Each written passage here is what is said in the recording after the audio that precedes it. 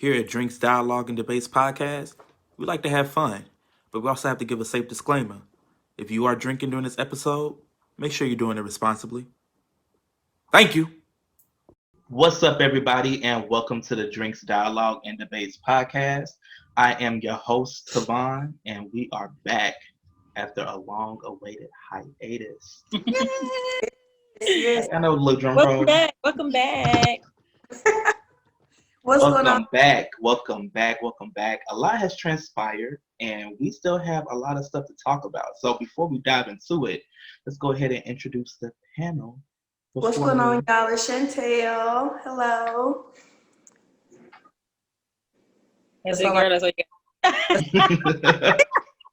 Because usually you have a whole, They should I'm watch usually it the by one that now. short and quick. Okay, right. We already. All right, so yeah, right. They should know us by now. I'm Cookie Devon with 2 eyes, of course. Yes. Hello, I'm Nashika. Just one A. That's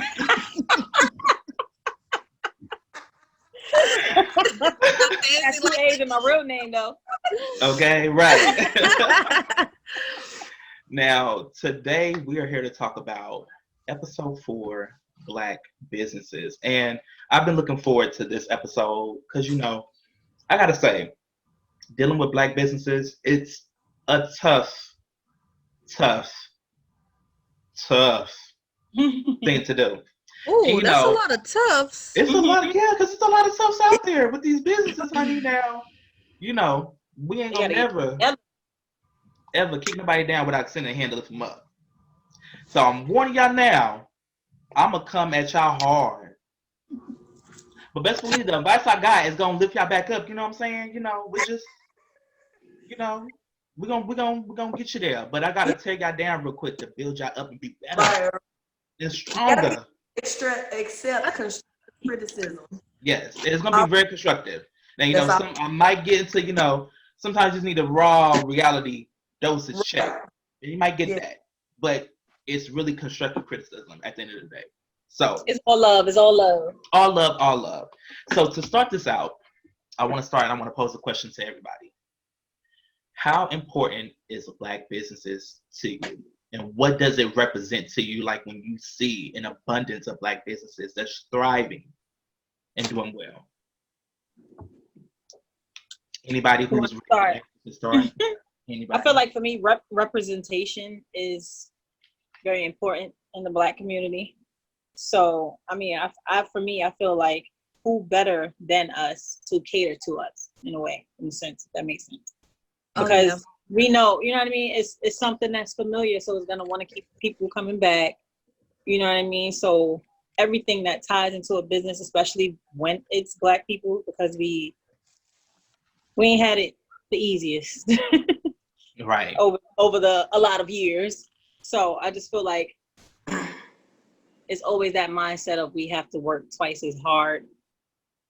And I feel like a lot of people just think like, all right, well, I'm doing this already. I'm gonna do it however I want to do it, and it takes away from the customer service, because a lot of businesses aren't willing to accommodate their customers as they should. And then I feel like that's where they get the bad rap. That's where I'm not working with Black businesses because they come off as this. Maybe it could be too much of a, familiar feeling that's making that issue. Yeah. It's important to me because I've always thought that certain products and services, and no shade to my non-Black small businesses, but I can speak for myself. But my non-Black small businesses may not be able to provide a product that's specific to me as a Black woman. Mm-hmm. A hair product, something, for example, and yes, their service might be 10 times better, but the product just is, missing the mark.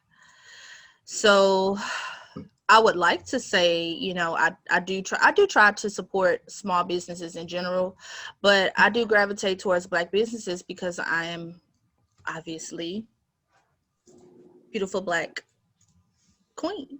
Okay. But Permanent. Okay. but the challenge that I often run into, I think it kind of just boils down to ignorance on just how to run a business in general. I don't, because I mean, a small business, regardless, you know, Black, white, orange, whoever, you know, you can get some kind of questionable service from. But I think we as a community have stigmatized ourselves. Um,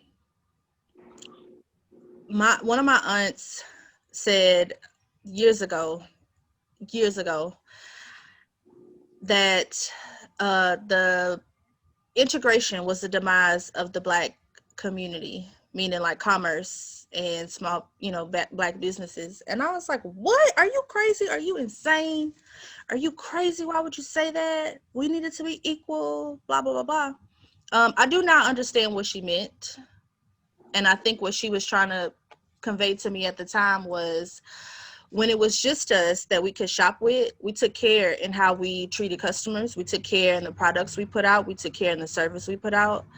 But then when there was an option, well, it was easy for me to say, well, I'm not going to shop with Tavon because his shop in the hood.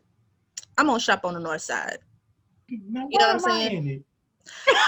Using your name as an example. Why am I in it?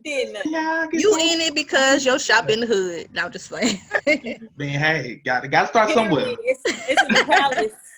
Okay. Right. Okay. Look, this, That hood got this a the hood. palace. So Oh, this the best hood ever. But I do now understand what she was trying to say. You know, her obviously she's a lot older than me, so she passed away. So her experience was not what mine is. So I see the point she was making. But I think for us as a community going forward, it really just boils down to just doing good service, you know, good product, education, quality. being open to, and I don't even want to say criticism, just being open to new ideas and a different way of doing things. You know, just because it's my business and I want to be open from 12 to 4, but who buying bath bombs at 12 to 4 when it's a known fact, there are numbers, you know, to back it up, that you buy bath bombs from 5 to 10. You know, it would be ridiculous for me to continue to try to push my bath bombs in the wrong demographic, basically, you know. So I think we just need to be, you know, more open to new ideas, different ways of doing things, educating ourselves. So Chancel. I'm not gonna lie, I kind of forgot the question, but I repeat the will question, please, sir. I can repeat it if you need me to. say for me to see Black businesses, because you're supposed to have the thought that you're gonna be treated, you know, more comfortably. You're gonna be, you know, you're around your own. You can go in there and shop without, you know, having somebody thinking that you're gonna steal something or, you know, whatever. So it's like just, you know, comfortability, I guess. Also, because when we talk about stuff that's going on in the Black community and everybody's talking about, oh, we need to buy back the block and buy back this. Well, how do you do that? You know what I'm saying? And if you're trying to do that or put out businesses and people don't support you, then how do you get that to happen? You know what I'm saying? Education. Right. So it's important for me because I think it's important for all of us as just a whole, as a Black community. You know what I mean? Like to have stuff like Nashika said, that's for us. You know what I'm saying? Like products that are specifically, to us. A lot of times, a lot of the other race-owned businesses are not thinking about everybody or those of color specifically. It's kind of like they want a one-stop shop, type of thing for everybody. And for a lot of people, that just does not work. So for me, it's important because we can have more places where we can go to get things that we need that's more specific to us, I guess. Yeah. I just hate that a lot of times when you go to Black businesses, sometimes they have the attitude that you should shop with them because they are Black owned. But I'm sure we'll get into that, later. But ultimately, it's important to see businesses like you that, what I'm saying, somebody like you that wants to thrive as well and offer, help to others, in the Black community. So that's why that's important to me. Definitely. Now, I feel like to me, it's most important because we are, and when I say we, I do mean us Black like this. We are the creators Black and like inventors this. of a lot that we are not reaping the benefits of. And I feel like the more we get established business going with a lot of our creations, because we got a lot of people, it's a lot of creativity among us. Yeah. That, are being profited by other people. Right. And I feel like just showing, the next young Black man or Black boy and Black girl, like you can grow up and own your own business and be successful and sell something, a service or a product, just like the next white little boy or white little girl. And I feel like that's most important for me, is just showing, as Cookie said, the representation, showing that there are people like us that you can grow up and be better than. Yeah. And that's really the biggest thing for me, is like we created a lot. We're innovators of a lot. And a lot of stuff that's out here now is being profited off of other people. And it's been tweaked. Yeah. Of course, It's been watered down. Not to mention watered down. Knockoffs, of course, Right. but that's the biggest thing for me. And a lot of y'all touched on it with giving your explanation on what Black businesses mean to you, which goes into our next topic. What are the negative stigmas that are surrounding Black-owned businesses? They ghetto. Yes. They have bad customer service. Yeah. They not Right. gonna open on time. The sign gonna say open at 5. It's gonna be 6:30 and ain't nobody here. Where it's gonna say that they close at 7, but they really closed at 6:45. They turned the light off. That But is true. the sad thing is, regarding the negative stigmas, a lot of times, unfortunately, it is us that have made those stigmas true. Yeah. So because if it wasn't for Black businesses that operated that way, we wouldn't necessarily think. You know what I'm saying? Sometimes you do have your preconceived notions about certain things or whatever, but some stuff is just also by experience too. We've gone to a Black business that we've experienced bad customer service, or we've gone to a business that was not open on time, or whatever. And so I think the problem is that instead of us just leaving it at that particular business, we kind of generalized it and made it like Black businesses are like this. That's part of the problem. I think to add to that too is, sorry. No, go ahead. I think to add to that too is a misunderstanding from the consumer. Meaning, you're buying into a service that you really know nothing about, and it didn't pan out in the way you thought it would. So now the business is trash, because you misunderstood what the service was that was being given. Yeah. Right? So again, education. And this, I guess you could say it's a two-way sword, because even as a business owner, I should be educating my customers. Well, this service, entails A, B, C, and D, or this product is, whatever.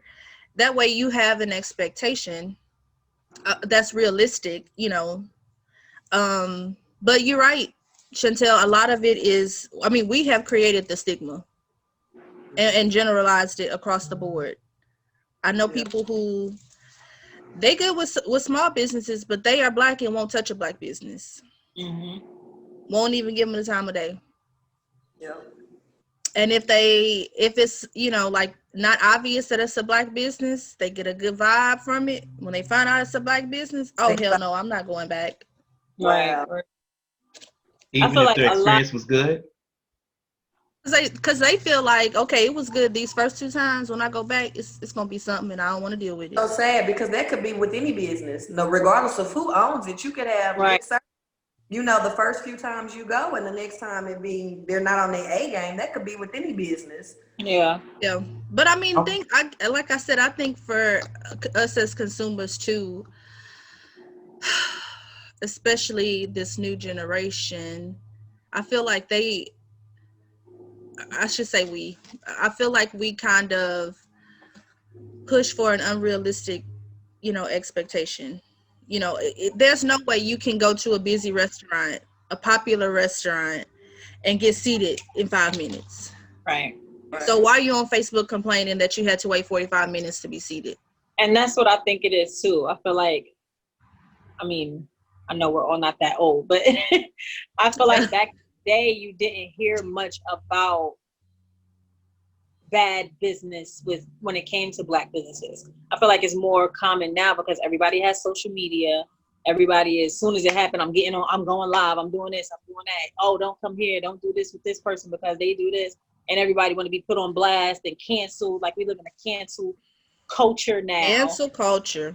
Where, and a very much sharing culture. Like everybody knows what's going on in each other's lives through social media, no matter if it's true or not.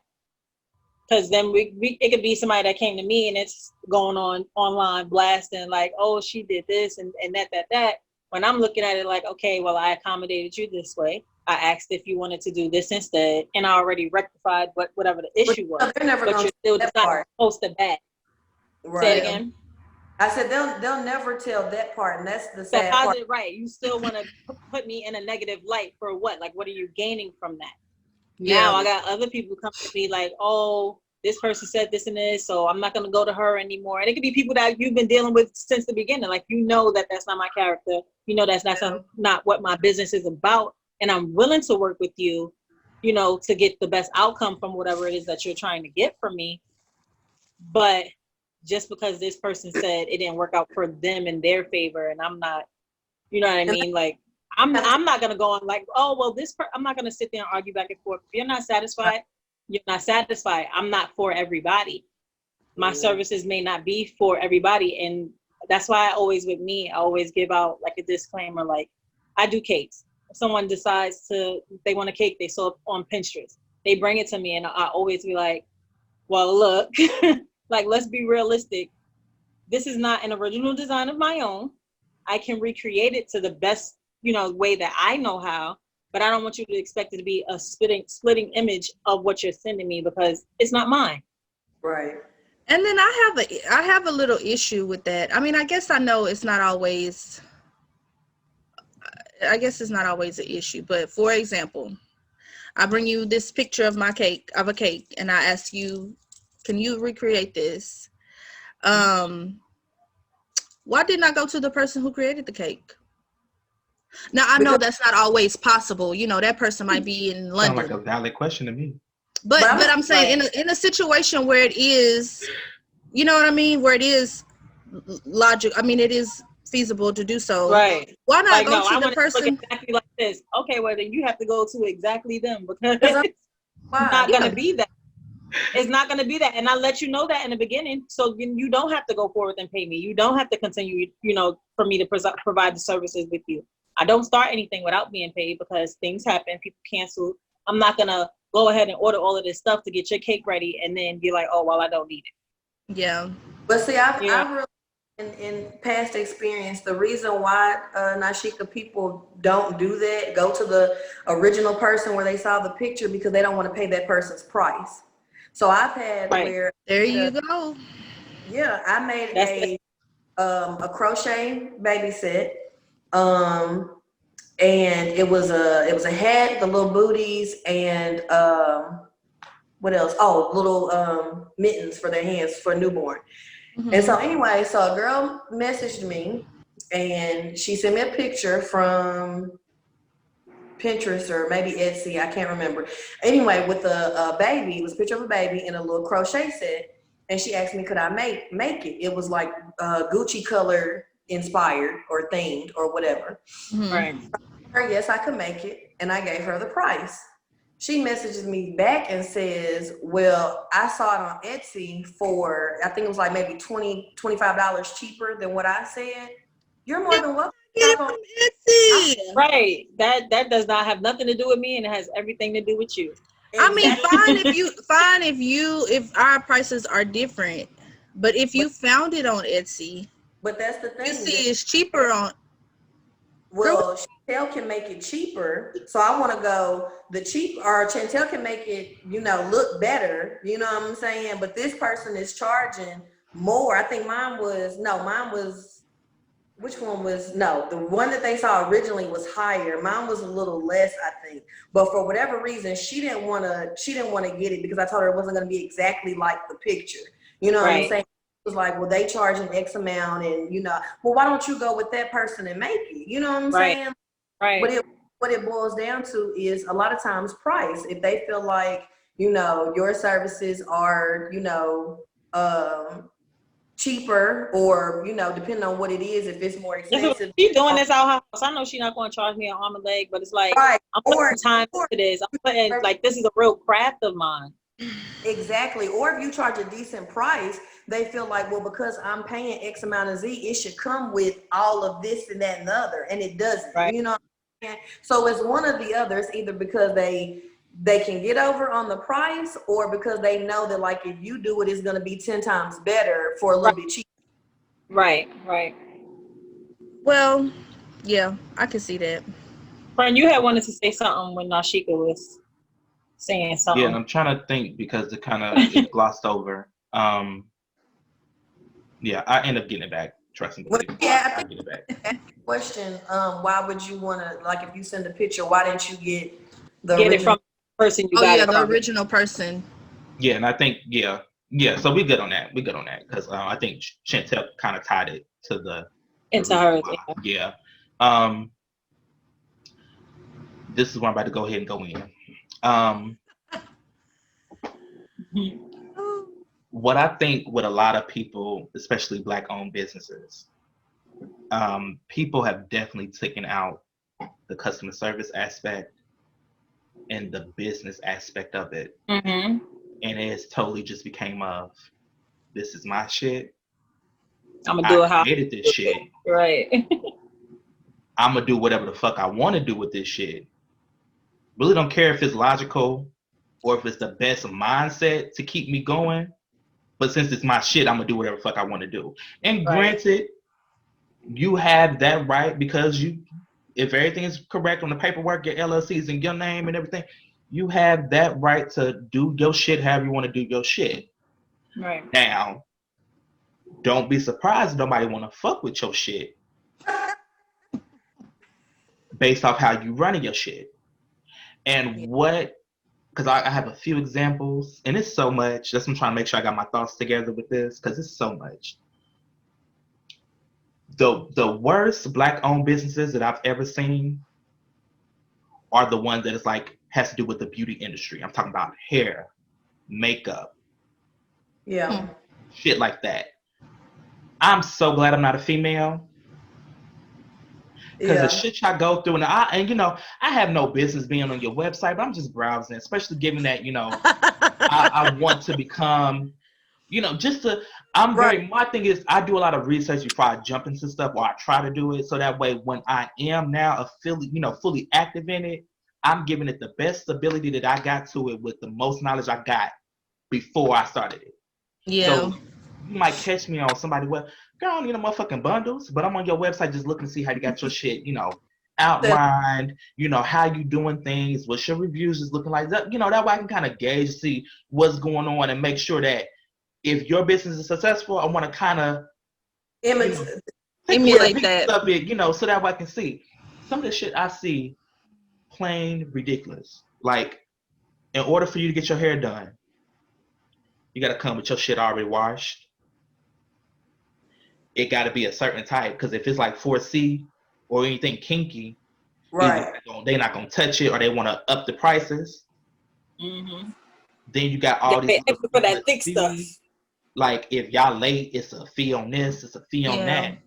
But if you late and you slowing up my appointment, is it a fee taken off for my shit? Right. And see, that's why I keep saying education. I don't mean like textbook education. I mean like, if you're gonna be a hairstylist, then you should have a mentor that I would hope that you can have a mentor that's a successful hairstylist and that does good business.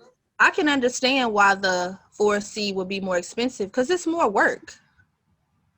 I can understand why if you 15 minutes late for the appointment, I can't take you or I'm charging a late fee, because I don't want to hold up the person behind me, which I am if I start on you 15 minutes late. So this 15-minute late payment, $10 you're going to pay me, I'm going to pass that down to my client behind you that I'm going to be 15 minutes late for, and say, oh, Cookie, I'm so sorry, girl. I'm going to take $10 off your service today. My previous appointment was late.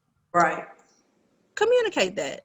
Now, I will say, I know exactly what you're saying, Tavon, because I've seen just some ridiculous and bogus and over the top just Policies with these girls doing hair, sew-ins, wigs and stuff. But to a point, I guess the breakdown between consumer and producer is somewhere it's not making a connection. Mhm. You know what I'm saying? If you got fine Indian, long, luxurious, I'm gonna braids right through that. Well, I'm not no slight to the 4C girls, but it takes more time. I know it takes me an hour to do this, which is why I only go to the beauty shop like probably twice, 3 times a year, because it's $150 easy. Well, for 2 reasons. My hair is really thick and it's shoulder length. If I had a little fade in the back, I probably could get out with $90, but I ain't got a fade. So so I totally understand what you're saying, but I'm gonna also go back to education as a consumer. There is a reason why that I'm being charged a late fee if I'm late. But like you said, if The stylist is if homegirl late, is she taking something off your service? She should be. right. They're not. She should be. That's where the problem lies. I can see it'll be an easy, smooth transaction if it's stated, if you late, it's an additional fee. Yeah. If I'm late, it's an additional charge knocked off your price. Yeah. Right. But that's not the correlation. And It's that's right. where the issue. Pay me if you late, but you gonna wait on me if I'm late. Right. Pretty much. Because it basically comes down to this is my shit. Either way, so if I am late, either way, I got paid. oh, well, it's like, even if I'm late, oh, well, this is my shit. So it's kind of like, you want your hair done or not. Which, Yeah. granted, bitch, I might be in a rush, so I might have to stick with you. But best believe you won't get a return business out of me. Because now I see how you handle your money. Because I'm your money. I'm helping pay your bills. So you would think, this is my source of income. This is my livelihood. This is my reputation. I would then want to handle my business and my clients a certain way. Not saying kiss nobody ass, because I'm going to get into the consumers as well. Because just like it's parts done on the black-owned business, it's definitely some part that needs to be done on the black consumers. Because I was not just as bad. Oh yeah, for sure. Somebody that, I do the hair, from time to time. We haven't gotten that into a full business yet, but that's coming. But like you said, it goes to the consumers as well. Sometimes it is the consumer that makes the owner have to create certain rules or, whatever. Now, I'm not saying that's always right. No, here's the thing, because, and correct me if I'm wrong, because, I ain't got no license in cosmetology. Cosmetology school. But from my understanding, for you to be a licensed cosmetologist, and this going into sort with hair specifically, Mm-hmm. You don't have your clients come pre-washed because you don't know if they even did a good job. Well, Well, no, that has it. all changed. Let me speak on that. Has it? Yeah, and it's different. I should tell you, may be able to confirm, or I don't know, but it's different. Different laws in different states, because Okay, natural I hair get is that. now becoming, more in the forefront. So you're not dealing with chemicals. If you're doing a sew-in, you literally just braiding down and zoop zoop zoop. You're not dealing with no chemicals, which I do understand is probably why they ask you to come with your hair already shampooed. I don't think it's a good idea. Right. I'm gonna tell you what I don't like. Okay, so for me, I can only speak for me. Mhm. Being a mobile hairstylist, because I'm not in a salon, I would tell people I will come to you. I'm asking that your hair is already shampooed simply because I don't know your kitchen setup. I don't know if you want your hair shampooed in the kitchen. You can shampoo your hair where you want it shampooed. Now, if I'm in a salon, I definitely think that that's wrong and that's not good, I guess, hair care management. Right. I I guess, feel like Yeah. that's a part of the experience. Like I come in, I right, get it food, then I depends. get done up. Right, and Okay, it go also ahead. kind of depends on the stylist and what they're trying to, what type of stylist are you? I'm the type of Yeah. person, I want to be the type of stylist that can take care of your hair and get your hair to grow and do beyond just a hairstyle.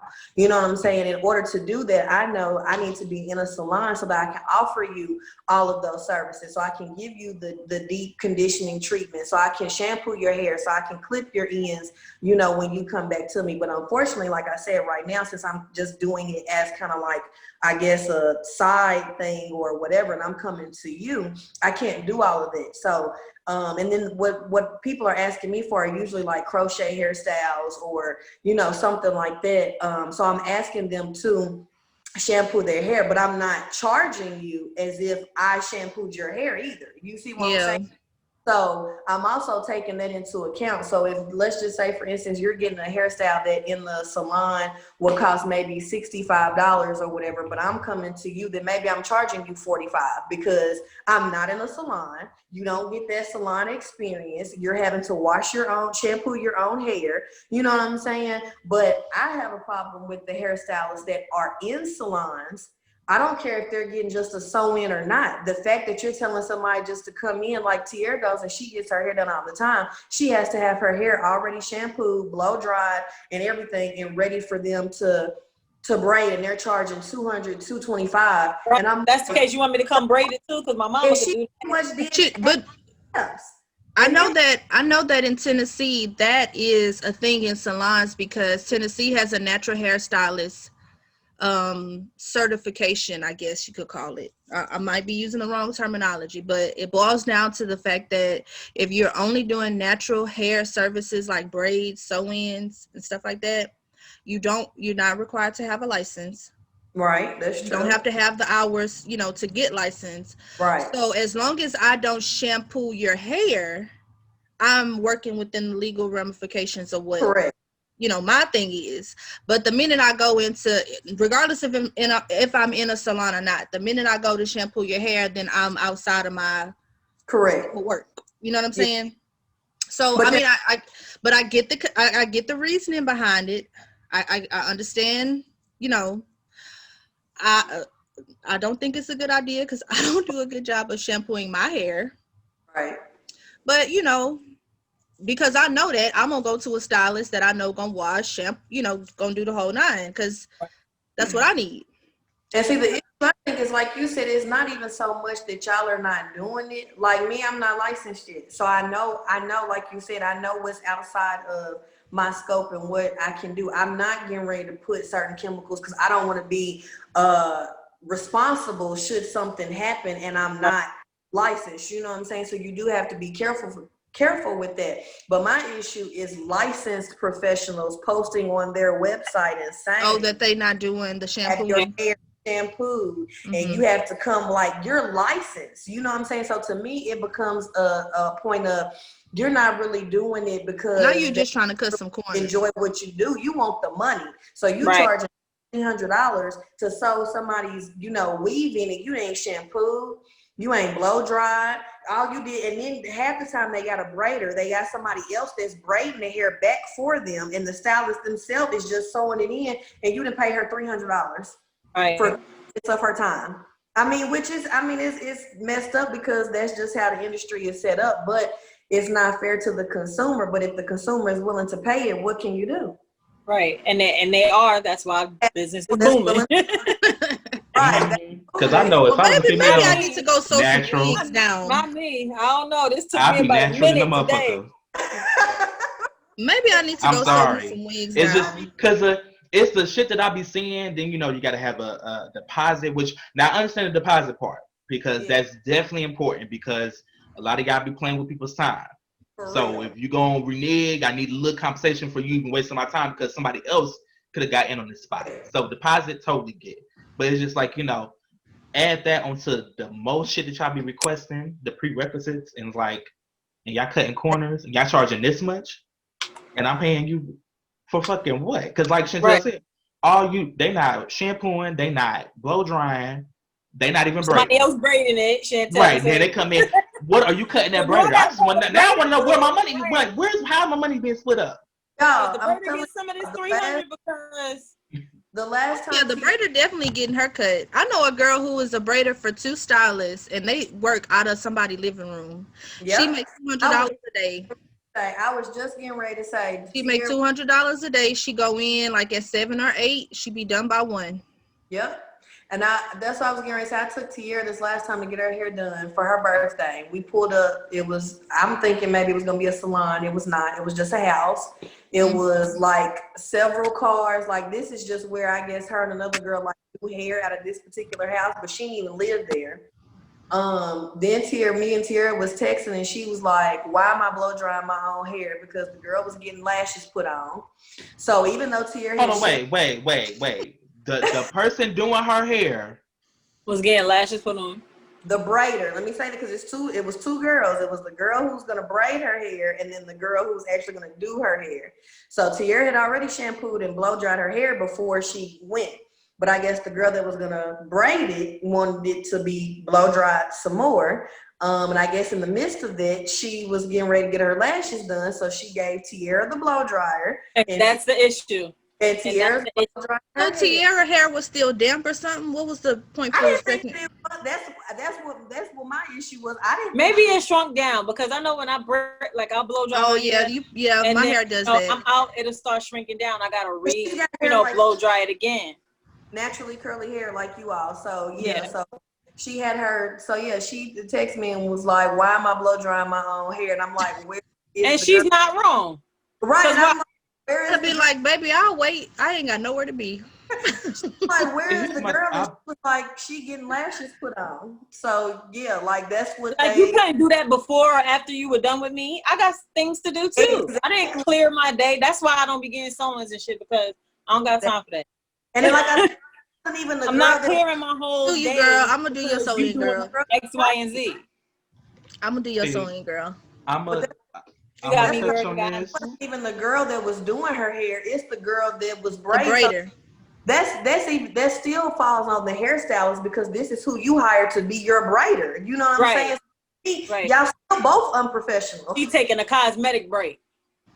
She gonna be Well, here all again, day. again, like I said, education, because I have had, That But hold I mean, on, I'm about to chime in. I have heard some stories about education. some things. That's just in the, common sense and Hold on. based on how you conduct business. no. Please do not assume that grown people got common sense. Don't But wait nobody a consume, but that falls. Here's the thing: if you don't know that, ain't no amount of education out here that's gonna help you get that. Well, that's what I was getting ready to say. What Well, education I mean, if you open to it, yeah, probably the education is that, ma'am, sir, you should not be in business because you just missed the mark totally. So that Baby, might be the education. go to school, get a trade outside of this. Put y'all together. Go become a So you're construction talking worker. Don't do that. the stylist's part, because I was getting ready to say, as far as Tierra, what education could she do? Because if your Instagram portrays you to be, the setup is, nice, you got your stuff in your bio, and I've seen your work, and I'm reaching out to you based off of this, I don't know that I'm finna show up at this house, like, well, I guess No education on Tierra's part. That's Not only that, I don't know that when I go in there that you finna have your braider braid my hair, but then tell me to blow dry myself, and she finna stop and get her lashes done. But that's what makes the person not go back because of an experience like that. Because it's like, I'm not gonna go back, and then if she want to do something, she gonna tell me to blow dry my. Next thing you know, I'll be in there braiding my own damn hair to the back. Right, and so motherfucking And ends. she watch me like, take But that that's in. what You do that's that up. what I think. Supply fee. That's what I think a lot of people, well, I guess for me personally, if I have a bad experience, first of all, I'm the type of person, I'm very vocal. Now, I understand Tiara texting you, that I'm not saying she shouldn't have done that. I'm saying, had that been me in that scenario, I would have kindly said, I can wait because I'm not finna blow dry my own hair. Right, I'm paying y'all. So my baby, she's so quiet. Right, and I know that everybody is not, everybody ain't bold because people tell me all the time, girl, you bold as shit. Yeah, right. Everybody is not like that. You just gonna tell it like it is, huh? But I will gladly say, oh, I'll wait because I'm not gonna blow dry my own hair. Right. So when you get your lashes done, I'll be right here, girl. I ain't going nowhere. And then that makes me say too, okay, she just turned 20. You know who you can get away with that with too. Because let's say if it was you or if it was me or anybody else, or maybe someone older, they wouldn't have said that. She wouldn't have dared said, "Can you blow dry your hair while I go get my lashes?" So it's like you take advantage because she's younger, but she's spending her money just like an adult. She paid her own $2.5 to get her hair done. Right. You know what I mean? So she still deserves the same respect and service regardless of her age. And that's an issue that I think we have in Black business. Now you're setting a tone for your business. It's not necessarily a great one. Right. Yeah. Okay. So we're going to just take a little commercial break here real quick. Pause it. We're going to come back and reconvene. You feel me? Okay. Now, I'm a sweet and all things neat type of guy, and Cookies Creations know how to match my vibe. Service in Pennsylvania and certain parts of New York and New Jersey within reason, Cookies Creation can get you ready at any time of the year, not just the season. With expertise in custom cakes, cake pops, and other assorted treats, this business is perfect for birthdays, baby showers, bridal parties, and even if you got a fat spirit like me with sweet cravings on a random Tuesday. Follow Cookies Creations on Facebook and Instagram and DM for pricing. Okay, welcome back, everybody. We had to go pay some imaginary bills with some imaginary money, and we are back. Do not clown us like that. I'm just saying, got to pay some bills, and we'll be back. So we're back. We pay some bills. They're imaginary. They don't exist, but they was paid. Anyway, we are back, and joining us is the lovely Kia Nicole. Hey. Welcome back. I don't like this little alfalfa wave she done gave with the little rascals. I liked it. I love it. It was the nails for me. Yes, it was the nails. That's all it was. Don't read too much into it. Right. You in the palace over there? That's what I'm gonna say. This I'm gonna dismiss y'all. Bye. And Bye. you in the palace? Ain't nobody said nothing about your palace. Y'all did. Well, she said something. Now she can say something. I be pointing. I can't forget. Y'all can't see where y'all are, but now she can say something. Right, you right here. You on this side of me. You right here. You on where I'm at. Where I'm at. My top right. Yeah. It looks like my left because I have it mirrored, but you're on my top right. Yeah. You right here. I'm on your top right. Real quick. We're on the topic of negative. The bills was expensive. Okay. That took my breath away. Can't even talk no more. We are on the topic of negative stigmas about Black-owned businesses. And we left off with discussing in regards to the hair industry and beauty industry, to be exact, some outrageous things that they are, having required in order for you to come in and be serviced at their location, because some of them are doing it out their house. And I want to talk on that. Are y'all opposed to going to Black-owned businesses where the services are being done out of a house? No. Personally, I am. Because the only I'm saying no.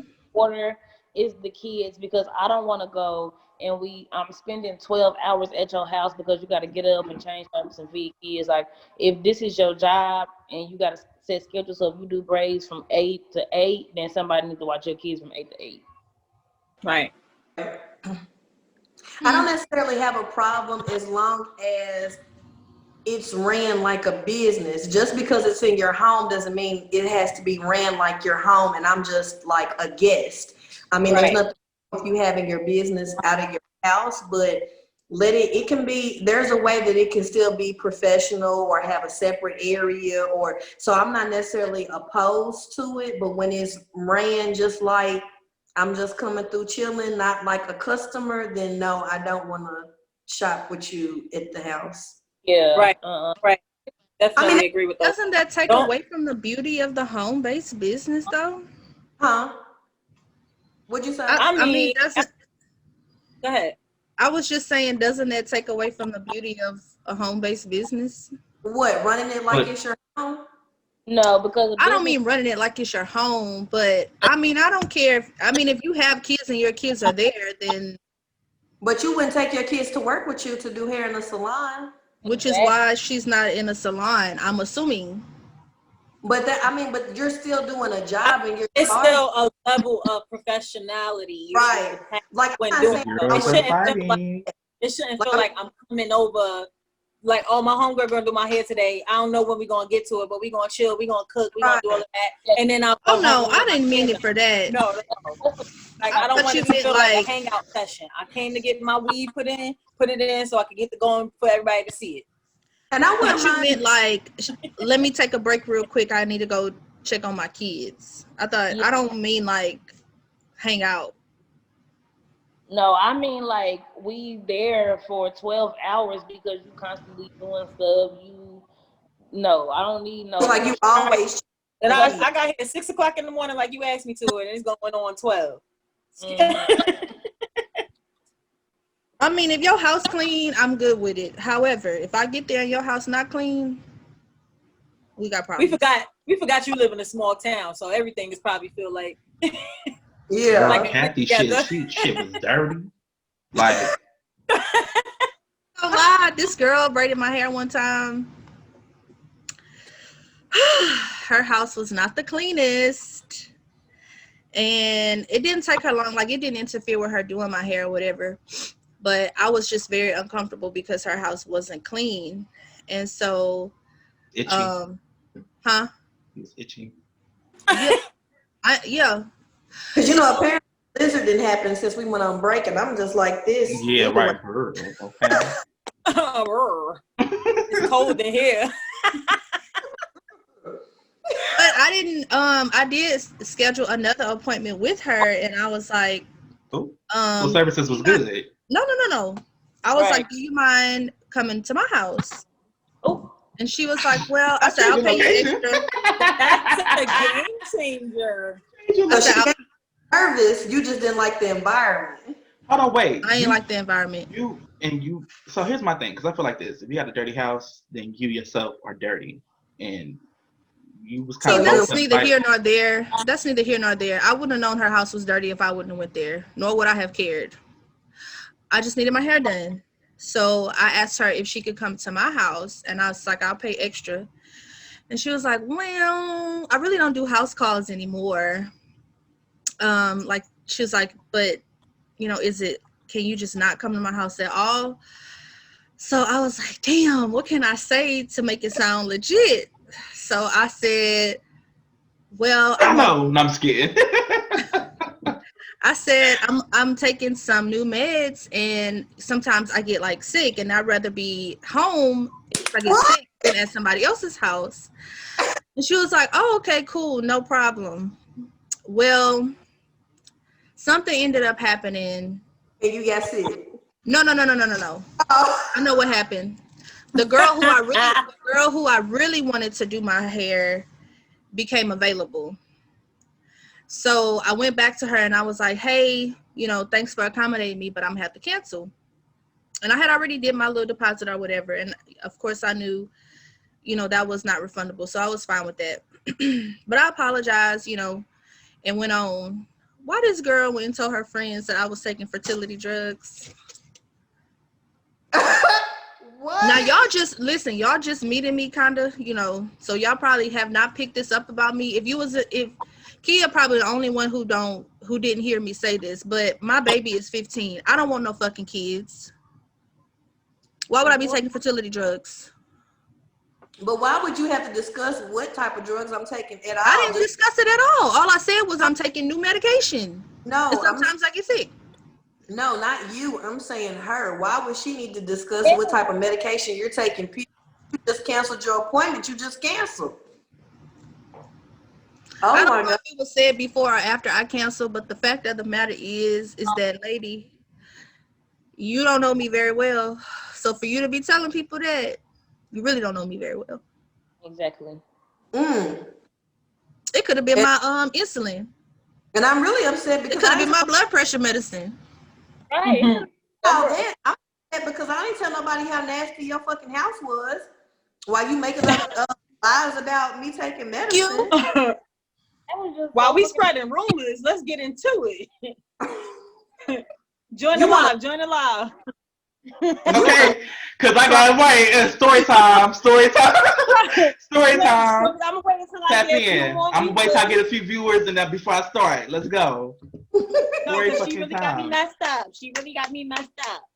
Now, I know I said I was opposed to it, and I have to retract that statement because the person who braids my hair does it out of their house, but they're like a friend of mine, so it's kind of like, Well, it's probably less professional and more right, more personable, right? Mm-hmm. So, but I will say, yeah, me going to somebody's house, I don't know, because I feel like, I don't know if it's their house or not until you get there. and I don't know what goes on in your house and what activity you got going on, because I don't need to be sitting trying to get a service and y'all doing something and now it's being raided, or y'all got beef now I got shot up while I'm here. Bitch, I'm trying to get my motherfucking. But let me say this. So is there not a negative stigma of black businesses that they gonna have their house shot up while you getting the service? That's not a negative stigma of black-owned businesses. It's based on I don't know That's a what negative you're stigma into. of black. That's a concern. No, it's just that I don't know Dang. what be going on over here and what you got going on. But that's what I'm saying. Again, do you think that because they're black that they got something going on? No, because if it was a No. white person doing it out their house too, Yeah, I would definitely not. Yeah, y'all can't even. Y'all have to have a whole building for me to want to. hold on. Kia saying something. I couldn't hear her. Oh, I said I wouldn't let a white person do my hair, so I wouldn't be going to their house. Whatever the service is, if they was in a sketchy town and they was whatever. Well, what if it wasn't hair? What if you was buying whatever service it is? I'm trying to think of what is it that I could really possibly need outside what if you of was that getting hair? like a wreath for a holiday wreath or something? Girl, I wouldn't. You doing candles? Next example, because I wouldn't. Next example, because wait, no. Okay, what if you was getting a custom T-shirt? What if they was selling crop tops? What if they was selling crop tops? No, meet me somewhere. We can meet at a local business. Yeah. Maybe you want these shirts, you could pull up. Well, Chantel, I know Chantel, so it ain't enough for me to come to Chantel house, grab me a couple, say what's up to Marcel and them, and then be at the door. Now, if I don't know you, throw it in the window. right. If I don't know you, we have to meet up somewhere where it's mutual, because I don't know. It's a lot of stories. Y'all don't buy stuff off Marketplace? Who? Y'all don't buy stuff off Marketplace? I know. Yeah, I have. Oh, I do all the time. And sometimes I have to go to their house. Sometimes I pull up and I be like. Now, I would say this. I'm more prone to probably do it now because I'm now licensed to carry and I got one to carry. But back then, because y'all be doing it was. You say you what? I'm licensed to carry. Oh, to carry. Oh. I don't even know what you thought I said. I couldn't hear you. All I heard was license, and I was like, license what? I think too, it's scary now to shop with people at their house. You know what I mean? Yeah, because remember when Craigslist was popping and people people be getting meeting up to buy some And Jordans or game systems and niggas getting robbed and in the alleyway with my pants around my ankles and shit. it was a guy that was I live in some rough areas. it was a guy that was meeting somebody at a McDonald's to buy a cell phone, and the guy tried to rob him, and of course, because the customer was like not going, the guy that was there to buy the cell phone ends up shooting him and killing him in McDonald's parking lot. And this was like in Cordova, which is supposed to be like a suburban type area or whatever. They get into it too. But I'm just like, you can't, it's scary meeting up with people. You can't just meet up with people nowadays. And then depending on, like Vaughn said, what your business is out of your home, I'm skeptical to come because it's like, you ain't got no other platform where we can do this. Like, you got, like, you know what I mean? It's not safe right now, you know, to really go to people's house, depending on what the service is. yeah, because it's like I don't know which, and I only say black owned because I really only am looking to do business with black owned people. Like that's before I even go buy something or indulge in a service, I always try to see if there's a black owned business that's nearby I can give my business to before it's like, okay, well damn, I got a question. That's good. I got a question. Mm-hmm. The local eating spots where y'all live, I'm sure it's black and not black owned, but you gravitate to the black owned. Mm-hmm. Do you ever go to the non-black owned? If the black owned that I prefer to go to, either y'all ain't open or y'all busy, you know, like it's gonna take too long for me to get food and I'm hungry like now, then yeah. I'm gonna tell you one thing I won't do, and it's something I see a lot of times. I'm not buying no place off nobody. I don't give a fuck. I wouldn't raise what you like got that. going. I'm sorry, that's a black owned business. I'm not, because I don't know, and y'all, I don't know y'all house situation. That's a hustle. And it's like if I get sick, I can't sue you. You know what I call that, buying plates off people? You paying for a potluck. Basically. Mm-hmm. That's what I look at that as. And I don't like potlucks. I don't participate in the brick and mortar when they do potlucks, because I don't know what y'all got going on in y'all house. That's what I'm talking about. And a lot of y'all be having cats and dogs. I don't care if you're not white. I don't care what you are. I'm not. If I know you, then okay, yes. But Hey, y'all, I have a question. You get your nails done because yes, like let us see. Let's go ahead and let us see them. Let's see them. Because right, let's see them. I got a question. Go on tag your nail tech. Go on plug your nail tech. Right. Plug your nail go ahead, plug them. Black businesses. My nail tech is black and Sunny Nails. Speaking of, let us. Oh yes, I got an order from her for my birthday. NIE. Okay. Boom, there it is. Boom. Is that navy blue or black? It's blue? Yes. I like They're pretty. Pretty. What's your nail tech's name again? Say her name again. Sunny. SUNNIE. And she is based out of Dallas. Okay, that's what I was asking. Did you live in Dallas? I was in Dallas for a week in a hotel looking crazy. But I ate good. Baby, them Fuel Stop tacos. Oh. Goodness. Everybody be over them Fuel City tacos. Okay, I ain't had nothing like that in my life. Right. What was your question, Kim? Oh damn. I forgot I had a question. I thought it was important. You had the spirit fingers going. Okay, because excuse me, I got a question. And then she did this, like, make sure you see me. Hello. Was how do y'all know if it's somebody's house before y'all get there? Google. Google Maps, right? Google Maps. So like y'all just look at the address before y'all book services, because I mean a lot of people don't send their address until the day of or like the day before. Well, it depends on. I know for the hair, they don't send the appointments until like the day before or something like that. So I don't have that issue because I'm natural. Now my daughter deals with that. And a lot of times we can't look it up until she gets the address, and then we're like, oh, okay, we know this area, and even still sometimes it won't come up on, like you'd have to actually go on Google and see if a picture is gonna come up of the house or something like that. Right, but at that point, it's too late because the appointment is already made. So, girl, we going wherever we got to go at this point. But I feel like if it's something other than hair, where the address is like on their in their bio or something like that, then yeah, I'm like looking it up. Where is this at? And not necessarily just to make sure it's not home based, but I just want to know how far it is from my house. Right.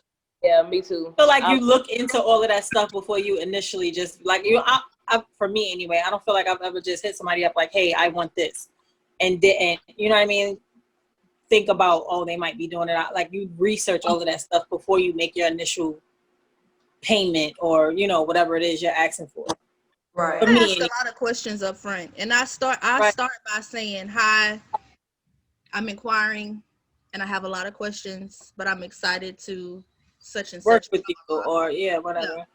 And I ask my questions. Now, if they irritated by my questions, then that's fine. I'm gonna go to the next person. Right. I don't do that. How do my business set off? The least amount of times I need to contact you, the better. Yes. I'd love for you to have a website.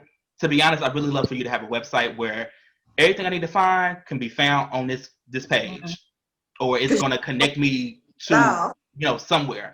The least amount of time I need to communicate with you outside of meeting up the same day I need services and then paying you and go about our business, the better.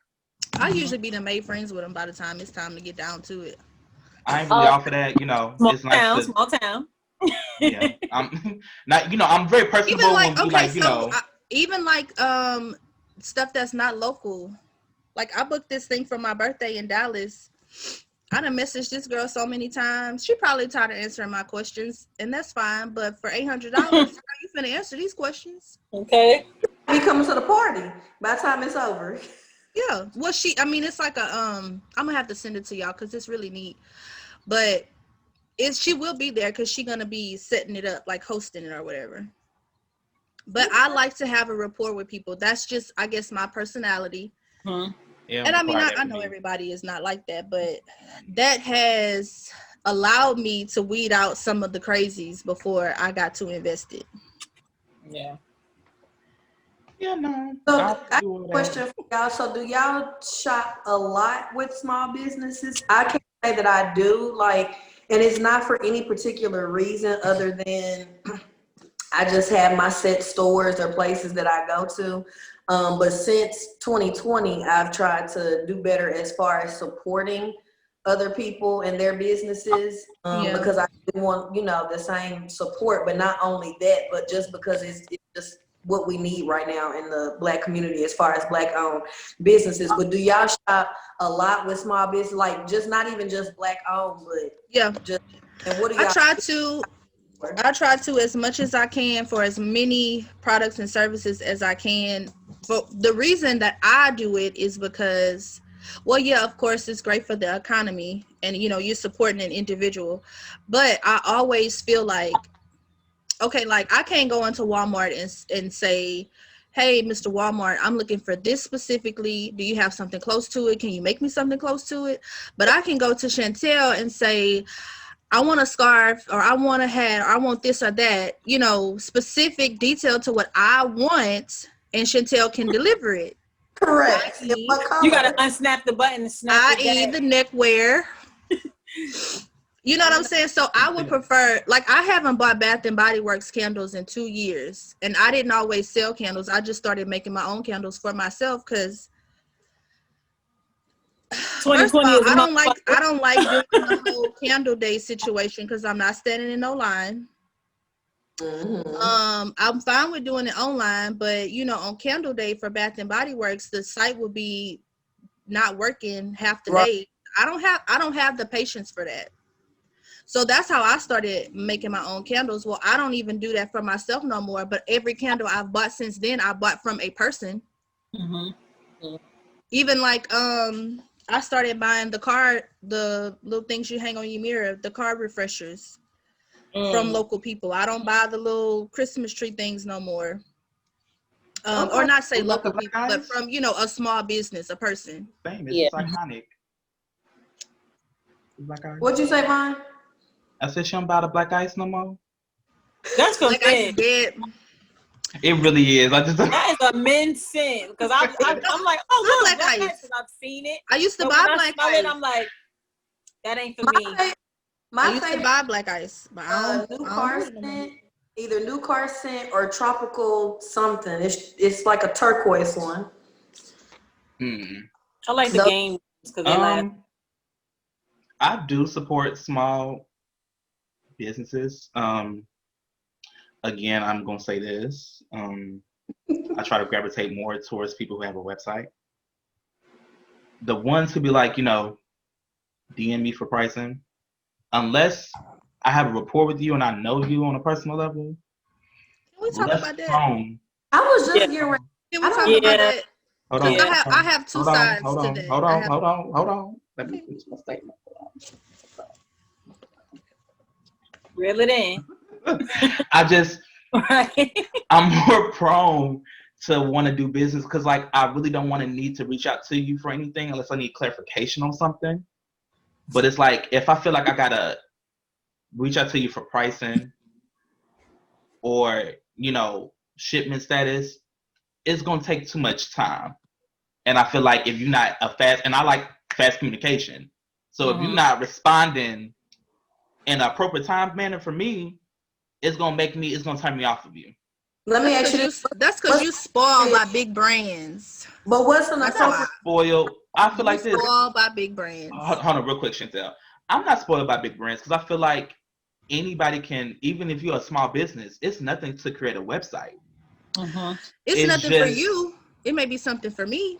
No, it's not. I don't have the capital yet. I don't have the capital yet. It's not that much. And I don't have the capital yet. anybody who, because we're in the generation where people came from the MySpace era. So if you can embed codes and put music on your profile layout, it ain't nothing for you to get on Shopify. I didn't come from the MySpace era. I said that didn't say all. I said it's a lot of the generation that we got growing up. But you might be shopping for me.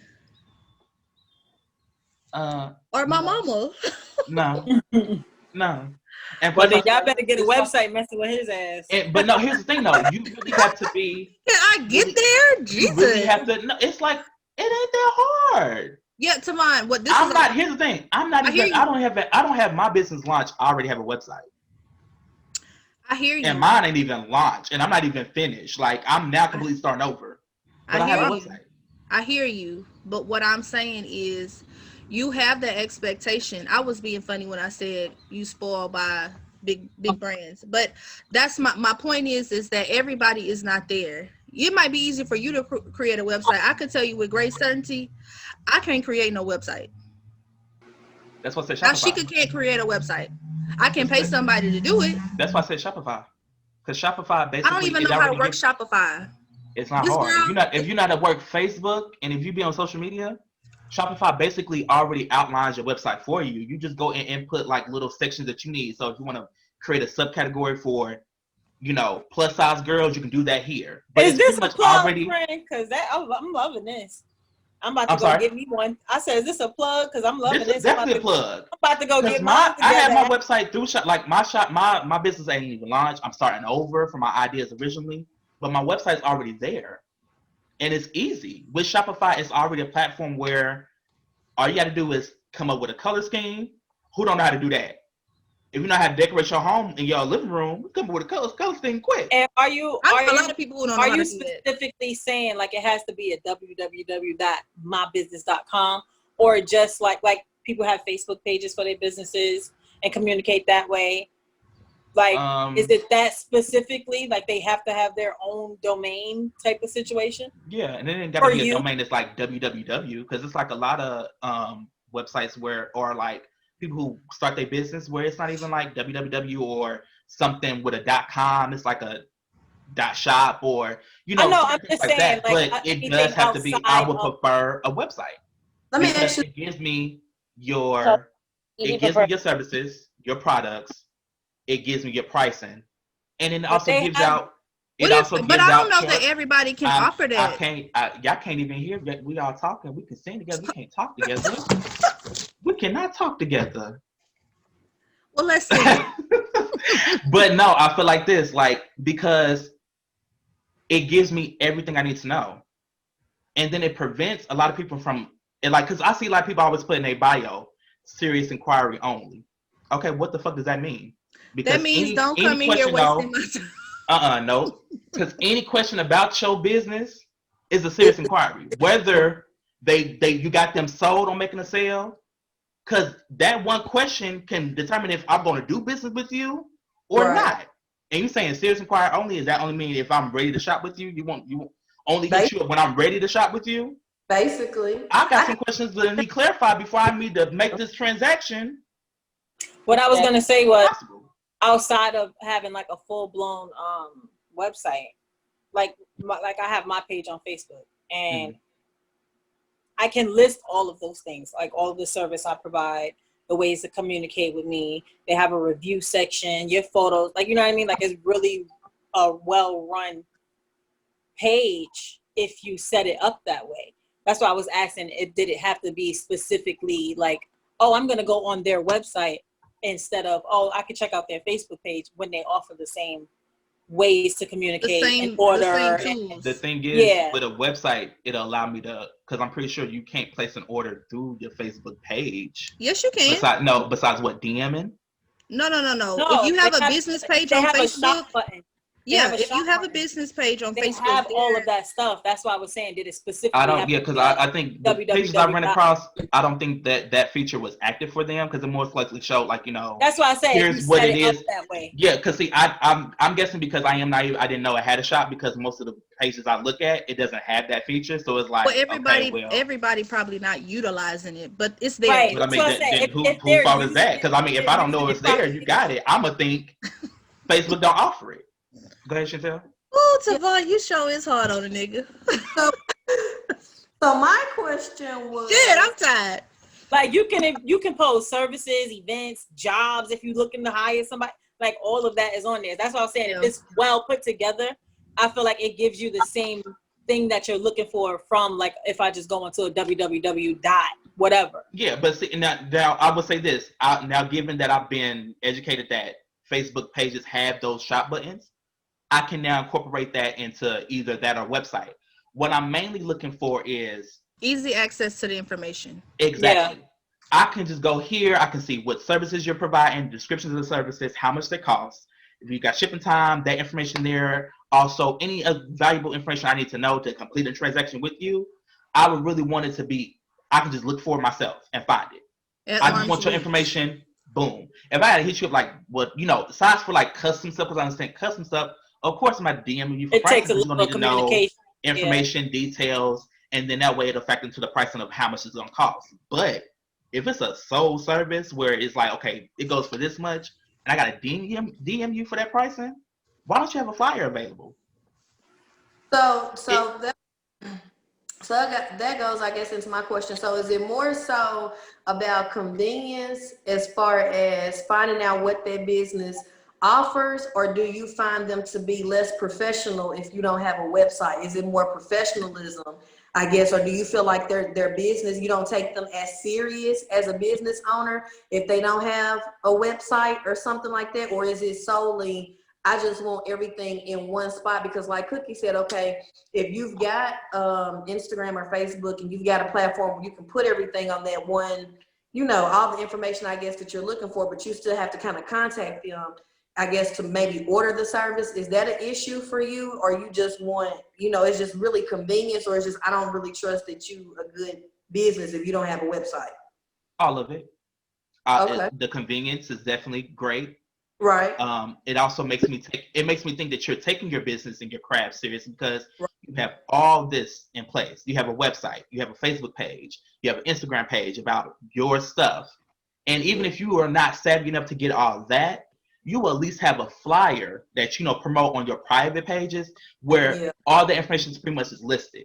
Yeah. I feel like if I have to reach out to you for everything that I need in regards to a service, it's gonna make me think, okay, because if I gotta reach out to you, however many customers you got to do the same thing. Right. Then it takes That's us to a the good conference point. of, do you have the time to properly respond to all of us in a timely fashion? That's a good tip for our viewers or anybody who's trying to start a small business or run a small business. You want it to be as convenient for your customers as possible. And maybe that's something to think about as why you're not getting so many orders or sales is how hard or how difficult is it for your customers to make those sales? How hard do you have to sell your product? Do they have to ask a million questions before they decide, or is it something that it's kind of already in their face and it's like either you want it or you don't? So that's a good point too, is making your information available and convenient for your customers to find. Yeah. Pretty much. And then what also to add on is because a lot of the business I see that be like serious inquiries only, and serious inquiries only, they don't have like no business page, I don't know that no I've seen that on website. business. And it's kind of like, okay, well, serious inquiry only, but I got to DM you to find out how much the shit costs. But your serious inquiry pretty much mean don't hit me up unless you're ready to buy. How the fuck I know I'm ready to buy if I don't know the price? I'm willing to bet that, because I've seen that little statement. I don't know that I've seen it on a business like page or post, but I'm willing to bet that if it is on a business page or post, they don't truly understand what that means. And that's a problem. Yes, goes back to education. Right, because but I'm willing to bet they don't really understand what that statement means, because that wouldn't even, those two don't even, I mean, me promoting my small business and saying serious inquiries only, those two don't even tie in together. But you know what I think it is, and this is just from me having conversations with people and just talking. I really think that what they mean is, because you have some people that will inquire about your business just to be nosy, just to see what you're doing. So how much you charge for this? Girl, take you how long to make a scarf? Because I've had people to do that. And it's not so much because they want to, buy the scarf and want to know how long it lasts. Can they maybe they it? trying to do their own little scarf business. And that may be too, but I think that's when people start to put, or that's what they may think that the reason that they're putting serious inquiries is like, I don't have time for all that. If you have questions specifically regarding the product that I'm offering and what you're trying to buy, then hit me up. You know what I'm saying? Or it comes across as, don't message me unless you really, talking about spending your money. And to me, that's kind of messed up, because I might not know if I want to spend my money or not until I communicate with you and ask my questions. So like Vaughn said, every inquiry is serious because it's your business. And if somebody has a question, whether it's small or not to you, or whether you feel like it's just to know your business or whatever, as a business owner, you have to answer those questions, because you never know what that may turn into. How they don't want to invest in your business and be an investor instead of just buying the products. So I think serious inquiries. It's probably just the word serious that's being put on it that's making it seem right. Like, I feel like maybe I wouldn't know because I've seen the post, and typically I'm not gonna go off on something until I know. It's long. Yeah, it was like, I think even before this year. Well, I know for mine says inquiries, like I can't say the freaking word, but like please inbox or email. Mm-hmm. That's just a general statement as to if you want to get in touch with me, either you can email me or you can inbox me. Not necessarily just, if it's not serious or if you just have a question, don't come my way. You know what I mean? Yeah, because I think I know what Tavon is talking about, and like I get what he's saying.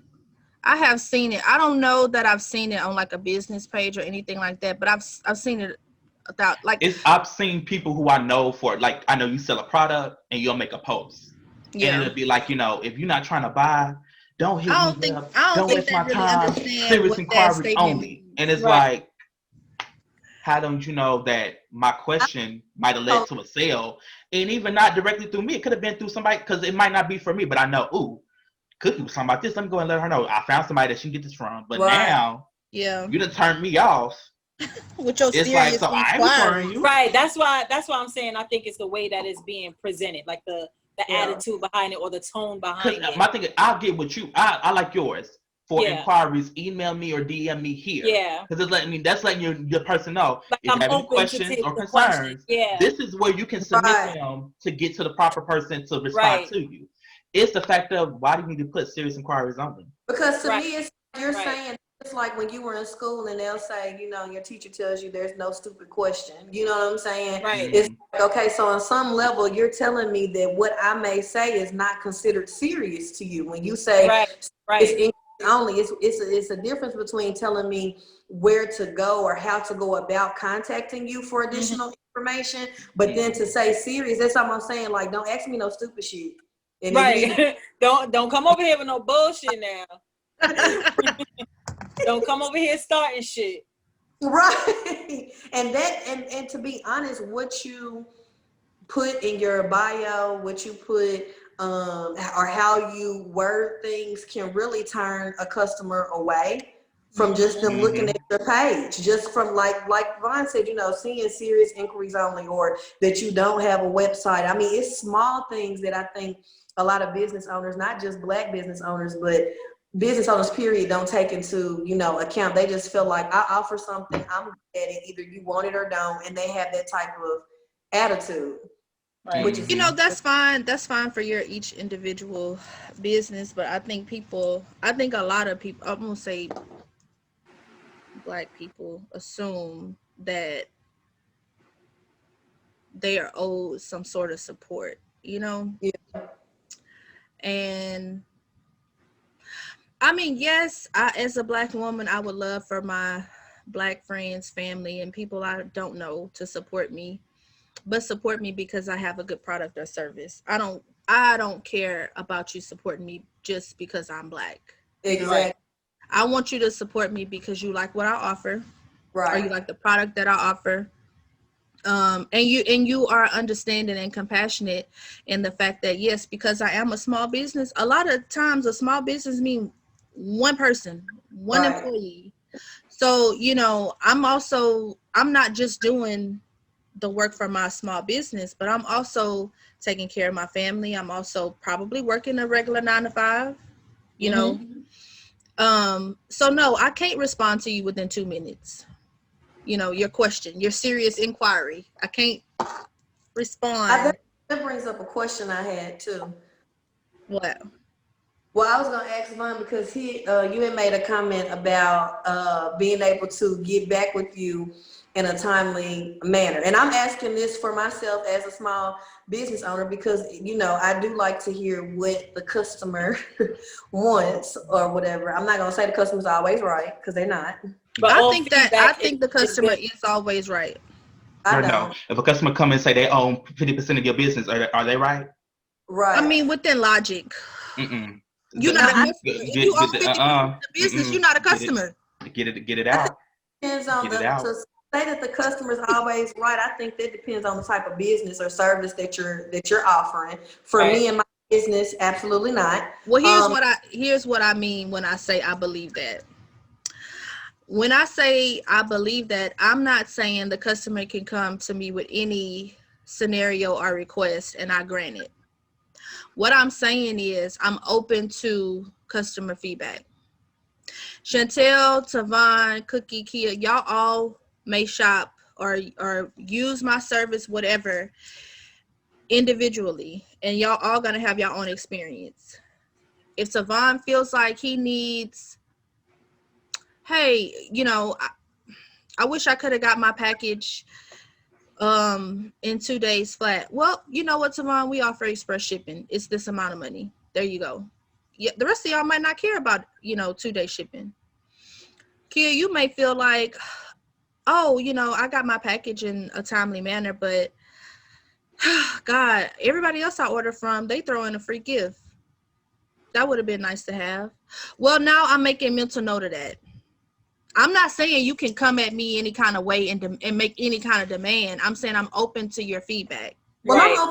that doesn't, to me, say that the customer's always right. To me, I guess when I hear customers always right, I associate that with, okay, they can come and Whatever they say, I got to do it. like, No. Because that's the I'm statement. saying whatever they say, I take into consideration. Now, I mean, within reason. Like Tavon just said, if I'm a customer and I say I own 50% of the company, well, nigga, you ain't no customer. You a fucking owner. Okay, well, if they say that this is all free, they're going to take all this for free because they're a customer and they're right. See, my thing is customers always right is I never agree with that statement. I'm gonna tell you why. I'm gonna tell Work you in why. retail, I'd be like, nah, chill out. Like, Yeah, call center, they be like, customers always like, not on my line, they not. I'm Right. gonna tell you why I guess stand agree by with that it. statement. Yeah. My dad was a business owner, so growing up, I guess I was kind of like his little secretary person or whatever. I didn't like work up front or anything, but I did observe a lot. And what I learned in my upbringing with my dad's business was his customers would come in firing mad, pissed off because, you know, something didn't go right, something went wrong, or they didn't get something, whatever the case was. No matter how bogus it was, he was patient, he was understanding, and he reassured them that he was going to do whatever he could to make it right. Most of the times, now that I'm older, now looking back, most of the time, the issue was that one, they either did not know what they truly bought. He sold insurance. So they truly did not know what their policy came with, or they misunderstood, you know, what the policy actually spelled out. So he was very patient and very caring towards his customers, and he catered to them. Like, you know, if he could tell you was upset walking up to the door, he braced himself for you to dump on him. He let you, you know, have your little rant. When they were done, he would explain. Okay, he would say, "Let me check it out. Let me see what it is. Get down to the bottom of it. Resolved." I can't tell you any time that I remember from the time I was probably about 12 till maybe 17 or 18. There wasn't a time that I can remember that any of his clients walked in pissed off and left out pissed off. Now, he didn't give them anything free necessarily. You know, if there was a mistake he found on his part, yeah, he made it right. But my point of that is he was humble enough to take ownership for his business. Mm-hmm. If they didn't understand their policy, he took accountability for that. Well, we didn't explain this fully when you signed up. So let's go through it line by line. Let's talk about whatever. Or if he, like I said, if he did find it was a mistake that was made on his part, or, you know, the people who work for him, you know, he made the situation right. What I see more of nowadays is people take that statement and they're like, oh no, you're not going to run my business because this is my business. It's still your business. There's nothing wrong with you catering to your consumer, because at the end of the day, whether the customer is, quote, right or wrong, they're your customers, or they were at one time. But let me say this: I think the times are totally different. True. And as far as your dad and in the business that he was running or whatever. But I think a lot of times now the reason why some people aren't or can't really be that way is because you have people that, like we were talking about earlier, like Cookie was saying, they may have an issue. She's done all that she can do to try to rectify the situation, and they still complain. They still piss a bitch. They still go write bad reviews. So it's like, okay, I've taken ownership of my business, but I can only do so much. I've tried to accommodate you. Right. And I thought we was on the same page. You said you. Right. And I mean, in that sense, you have done what you were supposed to do as a business owner. Right. Yeah, you did what you were supposed to do. Yeah. Like when I say that I don't think that the customer's always right, like don't get me wrong, I'm doing just that. If somebody, which, you know, not to toot my own horn, I haven't had many people complain about my services.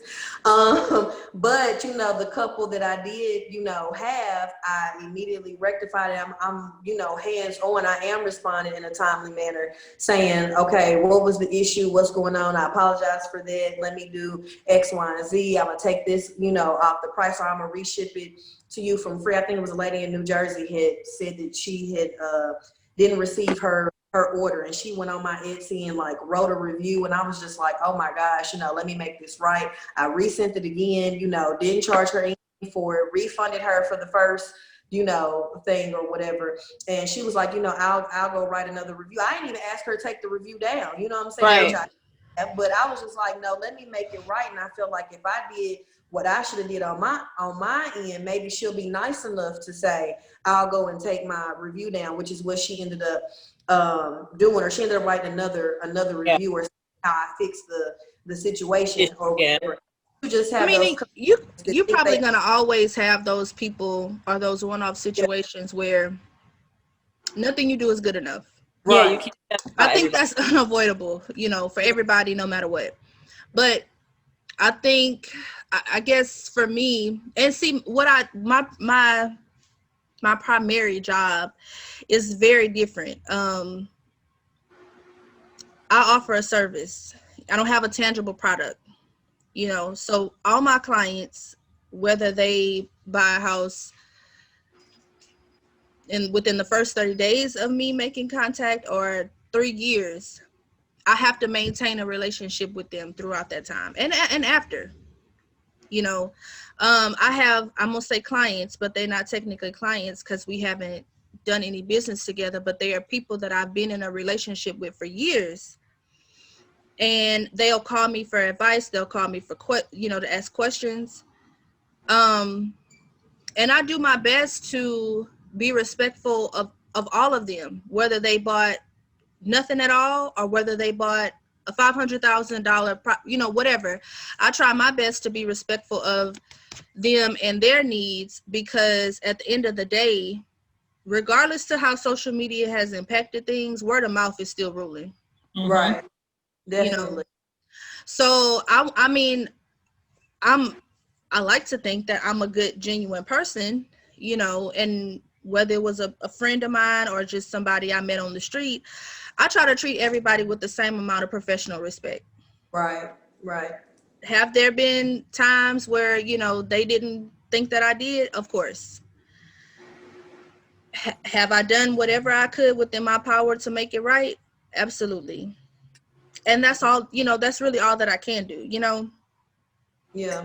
It sucks because there's some people that just the business owners, I mean, they can't accept, I think, when the consumer has an issue, regardless of how big or how small. Yeah. And where they mess up at is like, making those posts. I think like mine said earlier, like going on there, making a post about what happened, you know what I'm saying? Or if y'all don't want this, or if y'all don't, taking one particular person's situation and making a post about, I cannot stand that. yes, how, oh, Hold I'm on, not wait. doing Let me make this, sure. or Are I'm we not, talking about a consumer making a post or the no, business the A owner, owner? business owner. the business owner making a post. I feel like this is great. So Yes. I'm gonna share something because so I'm painting the situation for y'all real quick. There is a black-owned pizza company here in Indianapolis called The Brick. I'm gonna read off the screenshot just to make sure I got it correct. Customer had a bad run-in, of course, made a post about it.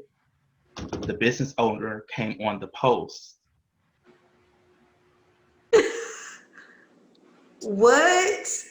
Business owner came on the post, and it was just People be the wilding. response was tacky, and it was just in that moment. It was a moment for them to go ahead and turn the situation around. But they made it worse. But they made it worse.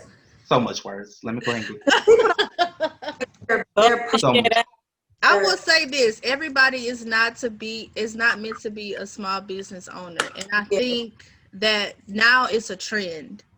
I'm all for entrepreneurship, but I think everybody needs to understand their strengths and weaknesses before they jump into that. Well, and I'm not saying that you can't have success and be wealthy and what yeah, happened? I'm if sorry. you Are you able to see the We screen? showing the Oh, I was like, what happened? Yeah, no, I'm sorry. I'm showing this a screenshot, and I'm sorry for cutting in. No, you good.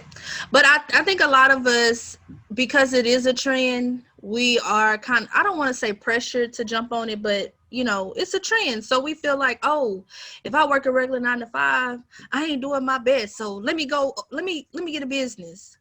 Mhm. Everybody is not in the capacity to run a business. right. And I get it because nobody wants to, especially working 9 to 5s and always being under the command, especially the white man, it's exhausting.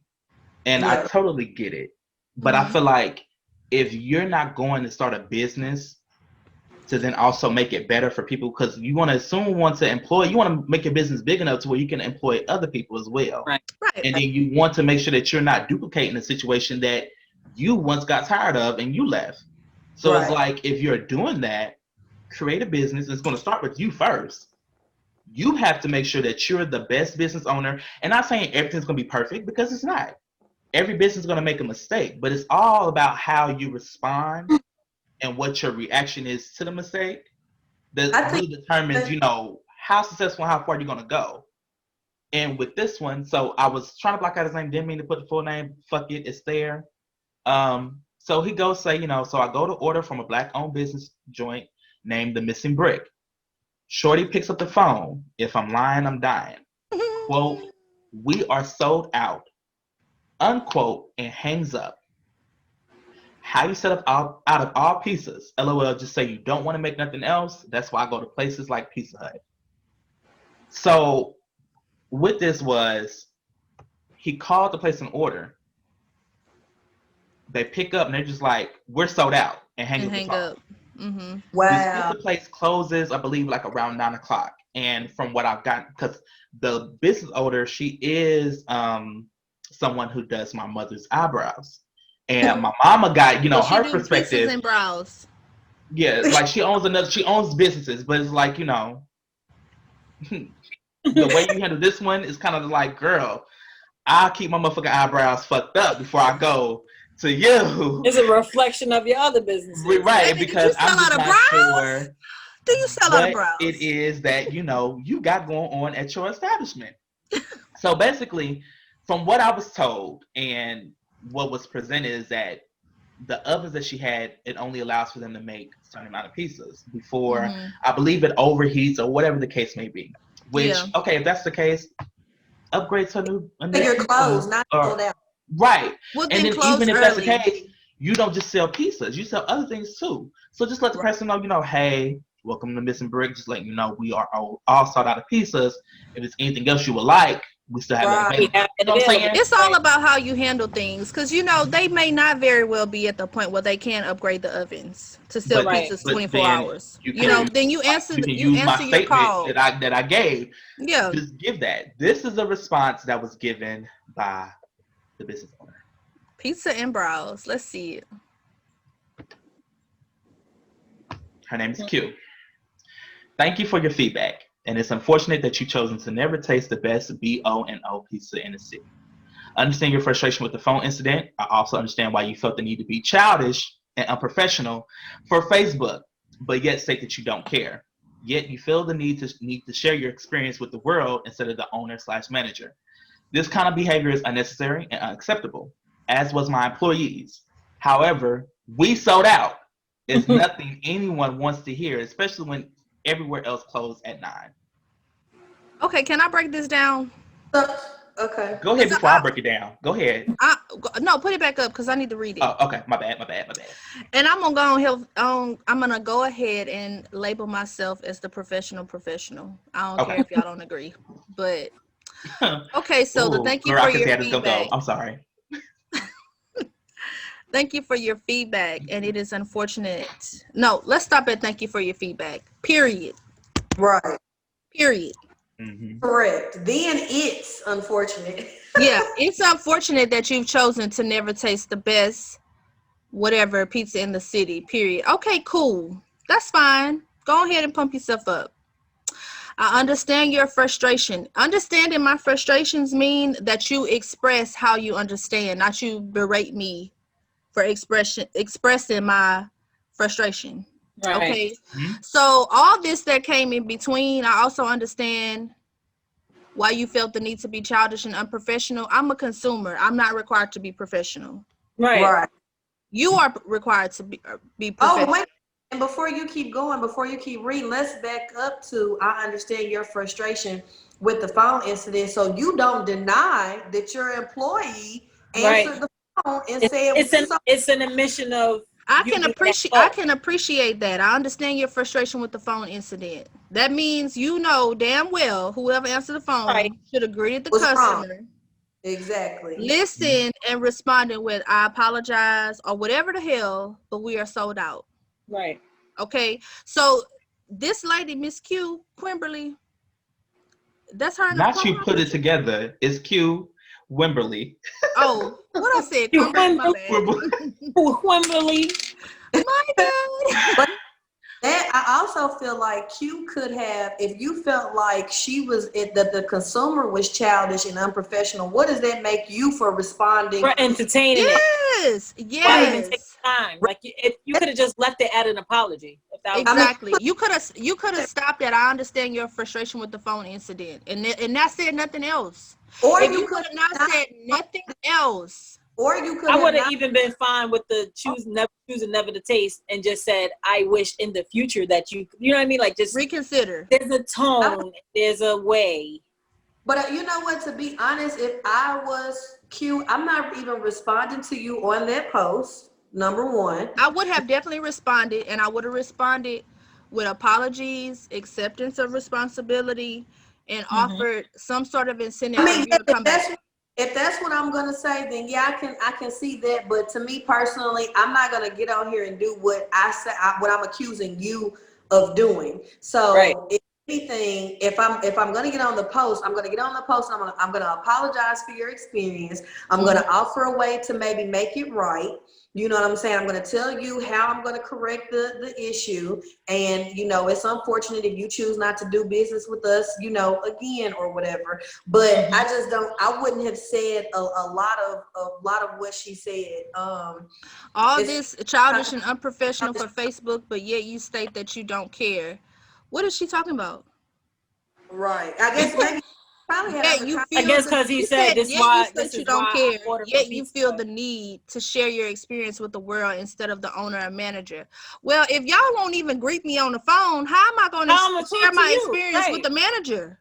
well, I'm Bingo. gonna call. I'm gonna that's how That's call you, back. what. I'm gonna call back, and y'all gonna be like, "We sold out and bang it on me again." but not only Yeah. that's how y'all answer the phone. I don't think that I really even want to talk to the manager because I'm not doing business with y'all. But Mm. Like, what does it hurt? What does it hurt for you to pick up the phone and say, greet the customer? Hey, and can I apologize. place a order, pick up order? I'm sorry, sir. We all or whoever. I'm sorry, we all sold out of pizza. Or we're not selling pieces at the moment or something. Since you don't feel like Yeah. y'all a lot of pieces, you know, thanks for calling such and such. And then once they say they want to place an order, unfortunately, we're not selling pieces at the moment. But if you would like to place an order for X, Y, and Z, I'll be more than happy to take your order. Like, Exactly. I feel like this is my However, issue. we sold out. Bitch, don't holler at me. right. Bring it on down. Damn right. 'Cause You better take off them if I get caps blown lock. up on your ass. Okay. Okay, and see, this is my issue because I feel like this. Of course, I'm so glad you pointed out. If y'all are hanging up on me when I'm calling in to try to place an order, how in the fuck am I gonna be able to go ahead and express what the fuck it is I And just dealt share with my to experience. anybody? Or not I'm even. only left. Where else can I share my experience? It Right, ain't I'm got only left with to this, go and be then on the given how phone. this was, I'm gonna put this gotta go Did to he social media respond because to everybody this? gotta know about this. Did But he then respond to this? But then, not only that, if that's how you answer, if that's how your employee answered the phone and they felt comfortable enough to answer the phone and not think about the fact, what if this person tells the manager, I'm not confident that you're a manager that I want to speak with anyway. If your employees are that comfortable answering the phone, just saying we sold out and hanging the fuck up. Because Yeah, I because bet you they wouldn't be doing that at Pizza Hut, even if You know, they was sold out. because my thing right? is this: what was the consequences, or what was the corrective action that was given? Because you already said that it was unacceptable, and you know your employee did that. What actions was taken to your employee? Because to me, I'm gonna let you know off rip that there ain't no way I can educate or correct that. You Right. gotta go. Yeah. Because you just banged up on it and you don't even know, okay, they might have been ordering pizza, but they might have wanted something else. You just now cost me money. On top of we already sold out of pizzas. Exactly. And And you're this Exactly. right preventing here, from anybody else from placing an order that could be money And I coming don't in. even know how big I this can party guarantee, could have been a guarantee whole you, thing trying to come in here and sit down or something. We don't know what we turned We could have made some type of special, accommodations depending on who it was or what was going on. Like, you didn't even give my business the opportunity to say that because your ass was ready to go home. So you wanted to answer the phone talking about we sold out. Girl, goodbye. You fired. Honey, Okay. Right. But see, I can tell you even further from that. That's the one isolated event. This right here, this post makes it widespread. Yeah. So now everybody reading this, whether they in favor of was this Cameron? Cameron or Cameron. Q. Whether they in favor of Cameron or Q, I can bet you that everybody who read her response, even though she got her 28 reactions, them people ain't trying to fuck with her. That was petty as hell. This was not. But you know Yeah, what? What is that? This is in where you live, Tamon? Yeah, this ain't Indianapolis. Oh, okay. There's a girl that's on my Facebook page. She had posted a Facebook post, and she was like, she had said, this is why I'm not, shopping with black businesses again. Because she had tried for I think a whole week or something. She was like, every day she was going to shop, black-owned businesses, and she was trying to do better. So anyway, she had posted a picture of what she ordered versus what she got. And she even said in the post, I'm not going to list the manager's name or the business name or whatever, because I'm not trying to bash them. I'm just trying to show y'all why I'm done. You know what I'm saying? Yeah. So she's like, I asked for my sandwich not to have this on it. It came with it on it anyway. And the picture that she put up, I mean, it looked bad. I mean, the picture that the person had advertised, it looked like they were these, damn near Subway sandwich, that she was making. And honey, when the girl had posted what she got, it looked like something a little 5-year-old had made. Like, it was messy, the bread was soggy, it looked a mess. So anyway, the lady ends up messaging the owner prior to making the Facebook post or whatever. The lady messaging her, telling her, sorry for your experience. I'll be more than happy to, make it right, whatever, which the girl also put in her post. She was like, she did offer to, make it right. But once again, this is why I'm not shopping, whatever. Honey, the owner ends up inboxing the girl and was like, you petty as fuck. And how could you make this post? I mean, just really going, and I even tried to make it right, called her a hoe and everything, called the consumer a hoe and everything. And I'm just like, Your mom's a hoe. I'm like, lady, she never even mentioned your name. Whoever made that sandwich, your mom. Now, see, this is where the issue I have with the consumer, and I feel like this is gonna be a great transition. Mm-hmm. That person. Are you looking to purchase or sell a home in the Lake Charles and surrounding areas in Louisiana? Then why have you not hit up my girl Nashika at Bricks and Mortar Real Estate? She has the perfect resources and expertise to make sure whatever it is you're looking for is found and met, guaranteed. And once you close on a new deal, swing over to Social Lights and Candles to go ahead and purchase a few new scents. So go ahead and bask in the aroma. So let's face it, who doesn't like to light a candle to show new beginnings?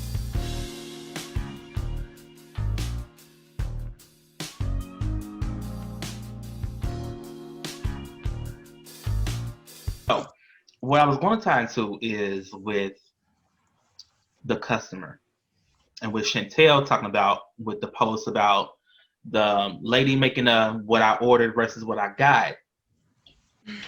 This is what I have a problem with. If the company or the owner or whomever is willing to make corrections to a mistake that they've made, honor it. why are we not honoring that and then not exposing or just saying about the bad part, like, well, this is what I ordered, this is what I got, but you didn't include anything about how they fixed it.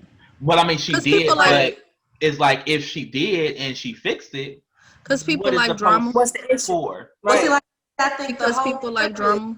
Right, and I think her purpose was to, say, people were putting all these posts up about support Black businesses, and she was like, that's something I don't normally do. Okay, I'm gonna do it. Okay, so the first few times she did it, she was like, y'all, this ain't going so well. I don't know if I'm gonna be able to do this, whatever. Okay, so then the sandwich, I'm assuming, was like the last straw, and she was like, I'm not trying to. I don't want to put the business name out there. And like I said, she didn't put the business name. She didn't put the lady's name. She just was like, I'm just showing y'all this is what I've been getting, or why I don't want to, shop with Black owned businesses or whatever. And like I said, she put in there, she did say that she would give me, I could come back and get another sandwich, but she's sick. And so she's like, she was tired. She couldn't get back out that day. But she did say how the lady, was going to make it right. So she wasn't necessarily bashing the lady. She didn't say, it was bad customer service. She was just like, this was not, and y'all, if I had the picture, y'all would be just as pissed, because I'm telling you, it's nothing like what she thought she was gonna get. But my issue was, we could say, okay, well, yeah, you didn't have to make the post, but at the end of the day, we didn't know who she was talking about, or the company name or whatever. But for the business owner to be as tacky as to, I guess, see the post and know that she's talking about her and inbox her, calling her a hoe and telling her how she's petty. Like, yeah, you can be. She voiced her opinion, but she never said your name. She never put your. But I think glad she inboxed her and didn't comment on it. She had a little bit tagged. Yeah, she had a little bit tagged. But my thing is this though, because the picture was, she saying what I ordered versus what I got. I'm assuming it's a picture of what the business advertises. Is that correct? It was a picture of the sandwich. Yes. So I'm thinking, I can see why the business owner, not saying cussing her out, but I can see why she inboxed her, because it's like, even though you didn't put my name, somebody can recognize, oh, I know exactly where she got that from. You know what I'm saying? Because to be honest, because as soon as she saw it, I was like, oh, I saw this in the small business, in the food thing, in the food group I follow. So, my investigative ass, I went back, I was like, yep, that's who she talking about. So yes, it's very easy to find out who she was talking about, considering that this person posts on a popular food group on Facebook. So if you follow the food group, then you kind of already knew, who she was talking about. I mean, now I do commend the business owner for not, putting it on the post. You know what I'm saying? I do kind of understand her. But you can't call me no hoe. But you can't exactly. Don't call me. Even if I am a hoe, you can't call me no hoe. Everybody don't need to know that. Shit. Not everybody don't need to know that. I mean, and even though she just said it just to her, I mean, to me, if you wanted my business again, because I was willing to, how do you know I wasn't willing to, even though I made this post, I was just upset right then. How do you know that when you did correct the issue that I wasn't going to be like, you know what, she do make some bomb ass sandwiches. Let me go back. But now that the owner done called me a goddamn hoe, no, I'm not coming back ever. Right. And now I'm finna put your name on here and I'm finna blast you. So I don't think I've ever publicly given any business a bad review. Me neither. I've never even. I don't think I have. If I have, maybe once or twice. But if I don't have a good experience, I just don't go back. I may or may not even tell them that I had a bad experience. I think one time I got some food from a food truck. I do remember doing this. This was like during the pandemic. During quarantine, I got food from a food truck, and I had like an $80 order. So when I got home and I took everything out, only half of what I actually ordered was in there. I did have other food, but it wasn't what I ordered. Mm-hmm. So I just sent them a message and I sent them a picture of everything. And this is what I think happened. Like when they was bagging and boxing everything up, they just picked up one of the bags for me was for somebody else. So I just sent them a message and, showed them the pictures and said what I ordered. And the lady wrote me back. This a little Asian lady. She wrote me back and she asked me, did I still have my receipt with the order number? And I showed her the picture of that. And she said, I'm going to refund you half your money. And she was like, when you come back, please let me know who you are because I'm going to give you. And I was like, no, you don't have to give me anything. I was just letting you know that my order This was, is what happened. yeah. Right. So, and she did refund me half my money. And I did go back to her like, once or twice again.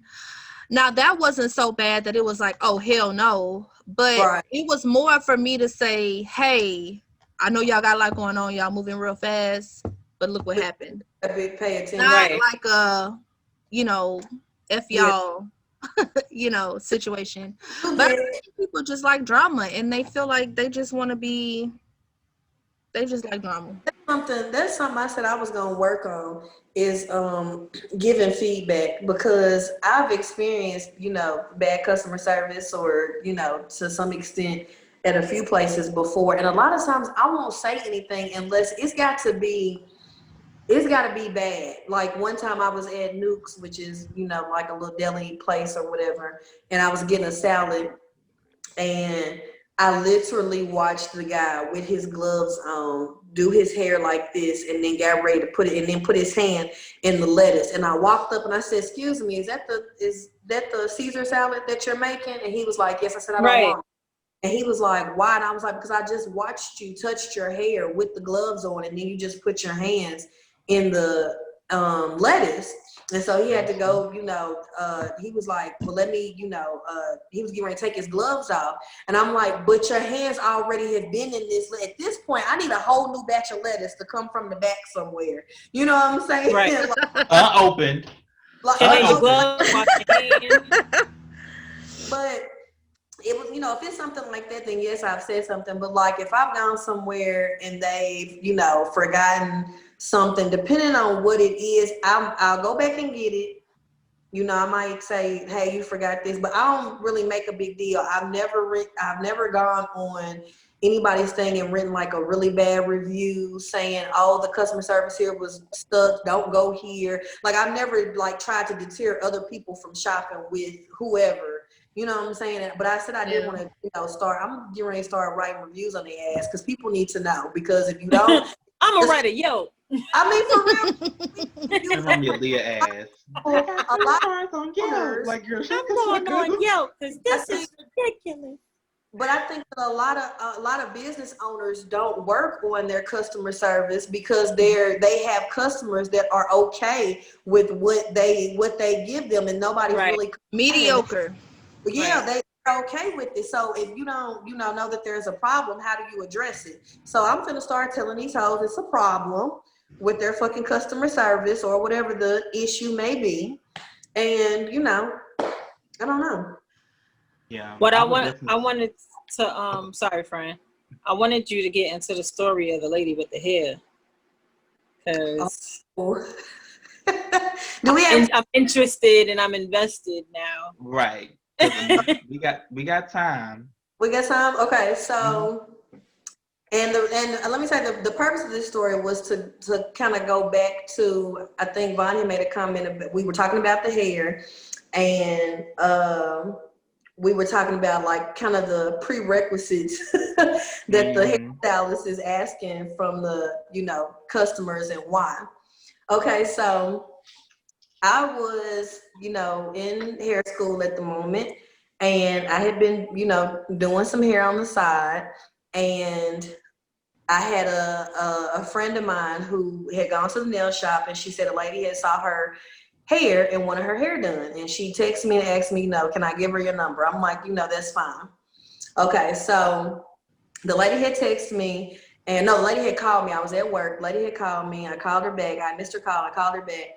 And, she told me she got my number from, girl at the nail shop, whatever. So she was like, she told me that you would come to me, is that true? And I was like, yes, I'm still in school. I definitely said that up front, because I wanted people to know I'm not licensed. I'm Right. still in school. You know what I'm saying? Yes, I will come to you. And I wasn't even charging a travel fee, which I had learned about later.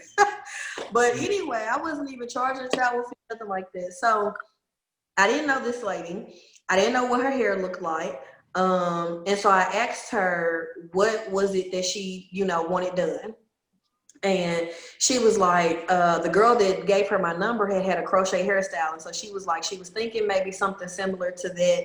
But she didn't know exactly what type of crochet style. So I asked her, started asking her questions about her hair. What type of hair did she have? How was she wearing her hair currently? Whatever. So she was like, well, I've been wearing a wig. She said, I've been wearing wigs. She said, my husband passed. She said the last time I had my hair done, she said was in October. Okay. It was, yes, she last got her hair done in October. She said her husband had died the day before Christmas. Oh, wow. And she hadn't done her hair since then. We're having this conversation in May. Okay. Oh, wow. So from October to May, she has literally done nothing to her hair.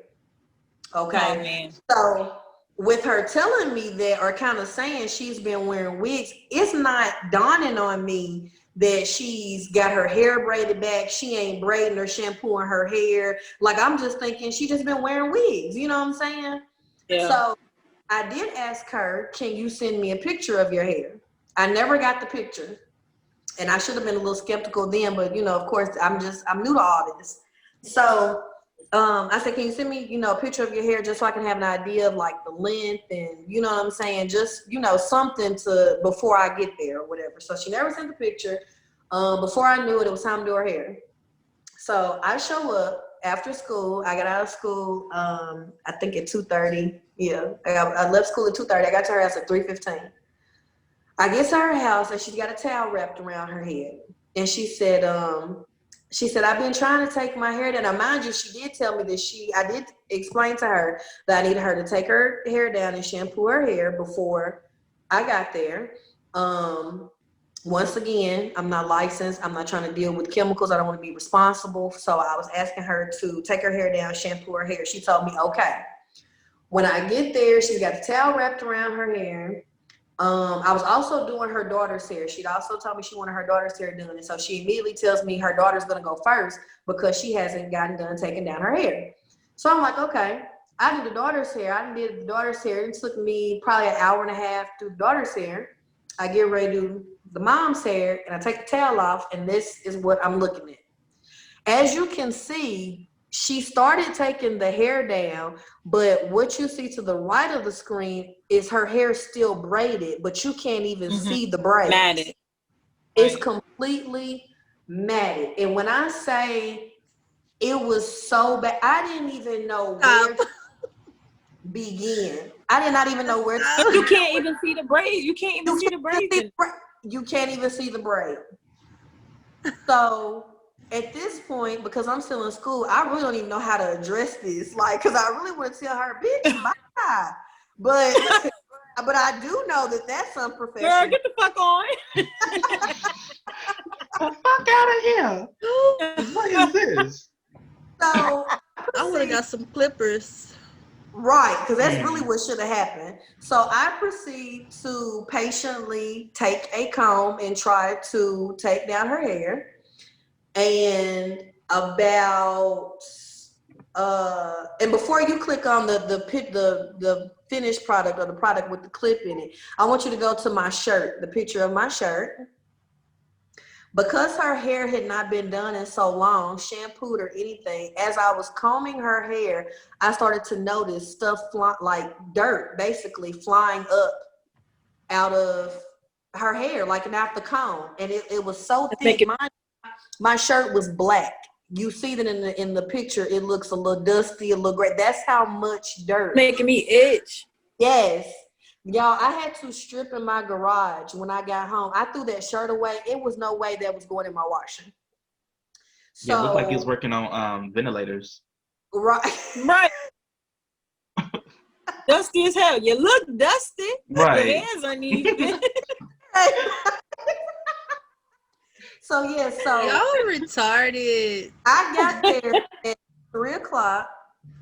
About 3:00. Oh, mind you, when I got there, she did not have the hair that she needed. She wanted me to go to the beauty supply store with her to help pick out hair. So now it was a date. Yeah, she's a little older. She was about I would say she's in her 40s. Okay, I don't Um, consider that old. right. I mean, So that's all fine. I just feel like she should have communicated those needs up front.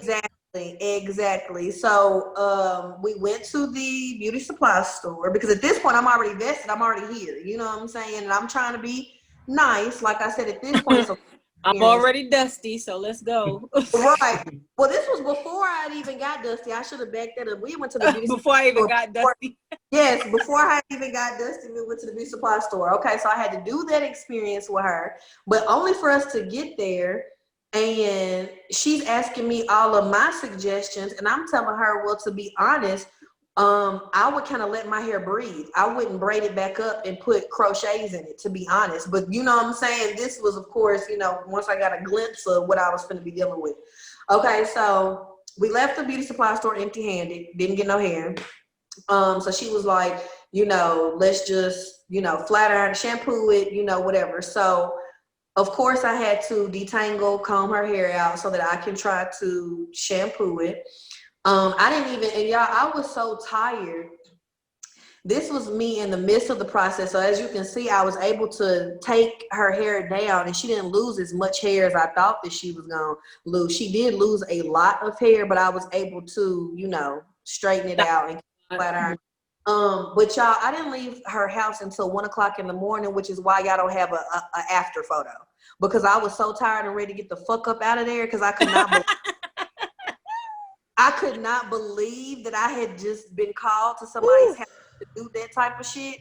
Like, I was so frustrated. And so she was like, oh my God, I can't believe I can feel my scalp and it feels so free. And I mean, she was going on and on and on about how she loved it and this and the other. She was going to call me, y'all. When she got done, and I only charged her $100 for her and her daughter's hair. I forget.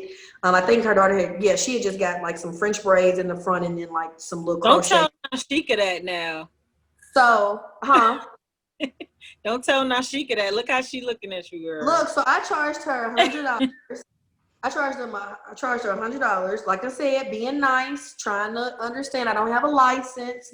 This is my, I think for all that you did, her hair alone should have been $100. Right. Exactly. But this was, like I said, a learning experience. I had already quoted her a price before I got there, which was my fault. You see what I'm saying? Mm-hmm. Which was, and this incident is what let me know, okay, I got to see your hair first. I'm not giving you a price until I see your hair, because I shorted myself. I was there from 3 until 1 something in the morning, and I basically only made $50 on your hair. If you want to say I split it half and half between you and your daughter, you know what I'm saying? Y'all, she did all of this. You did such a wonderful job. I love it. My hair feels so good. I mean, she started crying. Y'all know the lady only took me $5. And then she counted out. Then she counted out the $5 when she gave me the money. Not counting it out. Yes, and then she did like this. She's like, 1, 2. And she was doing like this, and I was just like, thank you. You have a good night. Like, I couldn't even be like, I was so frustrated. Not even so much that I was looking for a tip, because I wasn't when I first got there. But as I was combing her hair, I said, "Oh, I know good and goddamn well she got a tip for me." Girl, but you thought thought it was gonna be more than 5, but but that is what made me say, going forward, 1, I got to see your hair. I got to see what I'm working with, because it's not fair to me to, quote you a price based off of, just a conversation that we're having over, the phone. But then that's, again, a learning thing when you're trying to be a mobile stylist or just doing it as a side hustle or something like that. But you have people or customers like that won't tell you everything, because they know that it's going to be a hell no, I'm not going to service you. Or it's going to be I'm charging you double because it's so bad type of shit. That's definitely a situation where you should have washed that shit before you came to me. Exactly. Do you hear me? A pre-wash. I could go ahead and wash a pre-wash. But you knew you shouldn't have came in here like that. Y'all, I'm talking about if you felt like, first of all, even if you just slapped some conditioner in there and co-washed it, at least you put some kind of effort towards this. when you was trying to take that shit down the day before and you had them two little braids and you saw that shit wasn't going nowhere, you should have canceled your appointment. You can get Baby, let me know something. or text me, or when I asked you, let me see your hair, that's when you should have sent me the fucking picture. And you didn't because you knew you was wrong. Period. And you knew I was gonna either say one or two things. Either I'm gonna charge you a price that you weren't gonna be comfortable with paying, or I'm gonna have to decline because it's too bad. You see what I'm saying? And that's what I think that she was afraid of. But again, that's not fair to me, because then I started to feel like you basically just tried to get over. Because if you really wanted to do what was right, you would have sent a picture. I understood why your hair looked like that. You wore the wig 3 months. Then your husband died. You was fucking depressed. Who was trying to do your hair? I get why it's like that, but let me know that and let me charge appropriately for communication. Right. You know what I'm saying? So when you have people, I think, and I can't speak for everybody, and I haven't had this experience, more than just this one time, but I think for hairstylists, if you are dealing with people like that, it makes you come up with all these, you got to have rules and regulations. But to me, I only really kind of understand that when you're doing hair out of the house, or when you're a mobile, person. If I have a salon, I expect, it to be ran as a full service salon. A full service, right.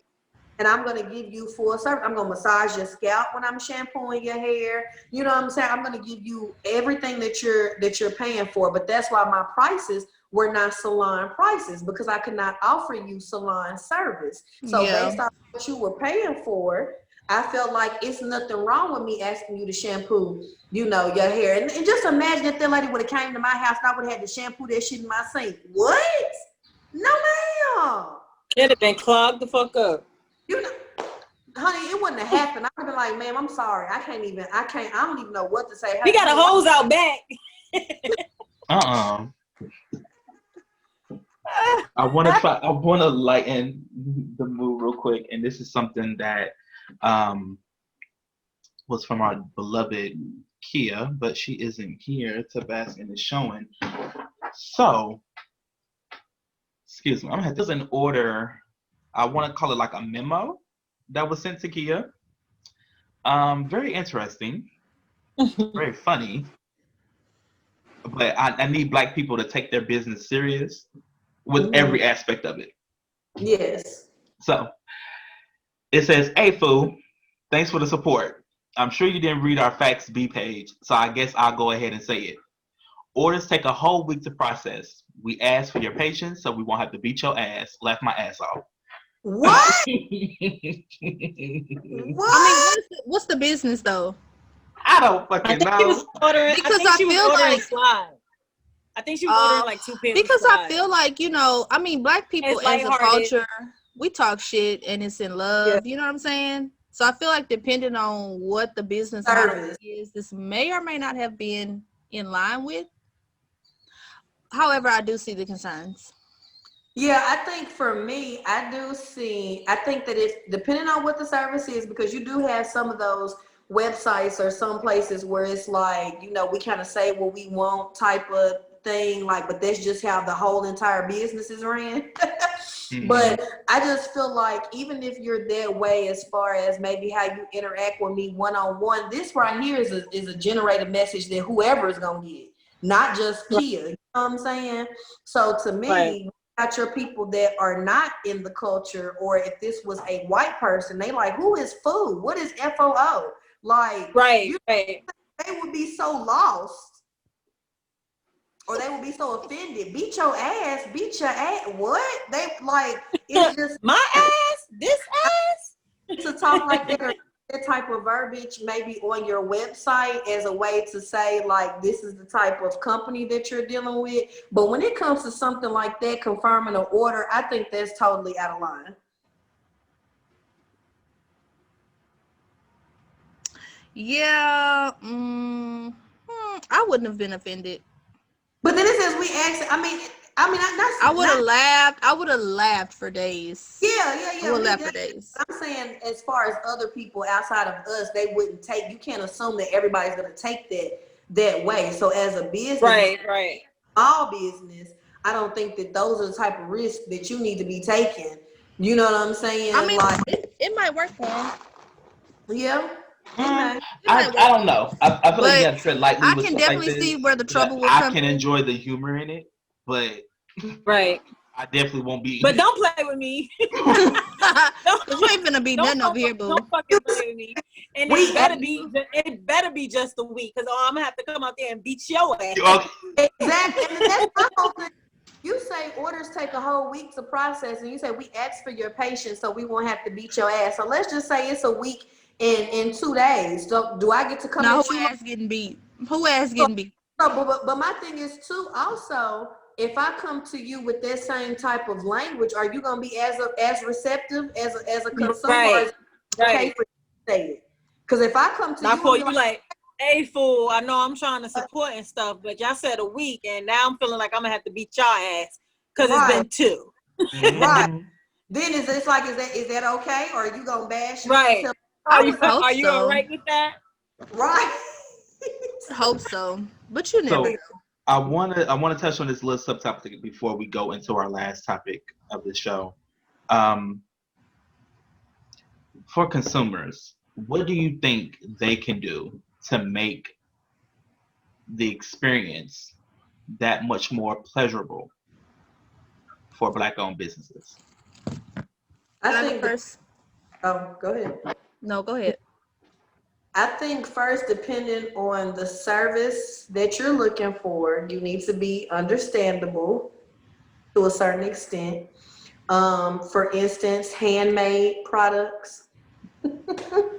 Sincerely, Mhm. Chantel, we're just gonna throw that out there one more time. Um, I think that it's not so much understandable as like saying, okay, well, I know it's Black owned, so it's gonna take some time, or just accept anything. I'm not saying that, but just to have a little patience and understand that I am, like Nashika said, I'm small business, so it's just me. I'm not Walmart. So maybe I can't, respond to you like some of the bigger companies can, or accommodate you like some of the bigger companies can. And I think that consumers need to realize that, it's not fair when you can go into a department store, or you can go to one of these bigger name companies and you can go buy something and it not be right and you be okay with it and you just, suck it up and Right. but then when it comes to you shopping with a small business, you expect everything to be perfect. It can't be no flaws in it. You're picking it apart if it's handmade. Like, oh yeah, she crocheted this, but did you see this one piece of stitch? Okay, but what about your stuff that was manufactured in a whole warehouse that is sometimes And faulty? that one piece of stitch. You know Yeah. what I Right. mean? It's like they're harder. Consumers are sometimes harder on smaller businesses, and I don't think that Yeah. they need to be in certain instances. It's okay to expect good customer service because you're spending your money.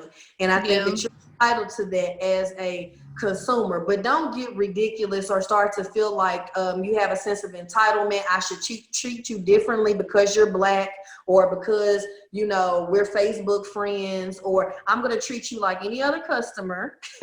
You know what I'm saying? Regardless if my business is this small or this big. And I think that they just, consumers can just have a little bit more patience and understanding, and knowing that they are dealing with a small business and not a large corporation when it comes to setting certain expectations.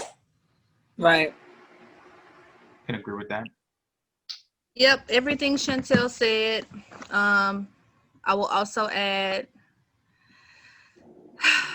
just be a little compassionate, a little understanding.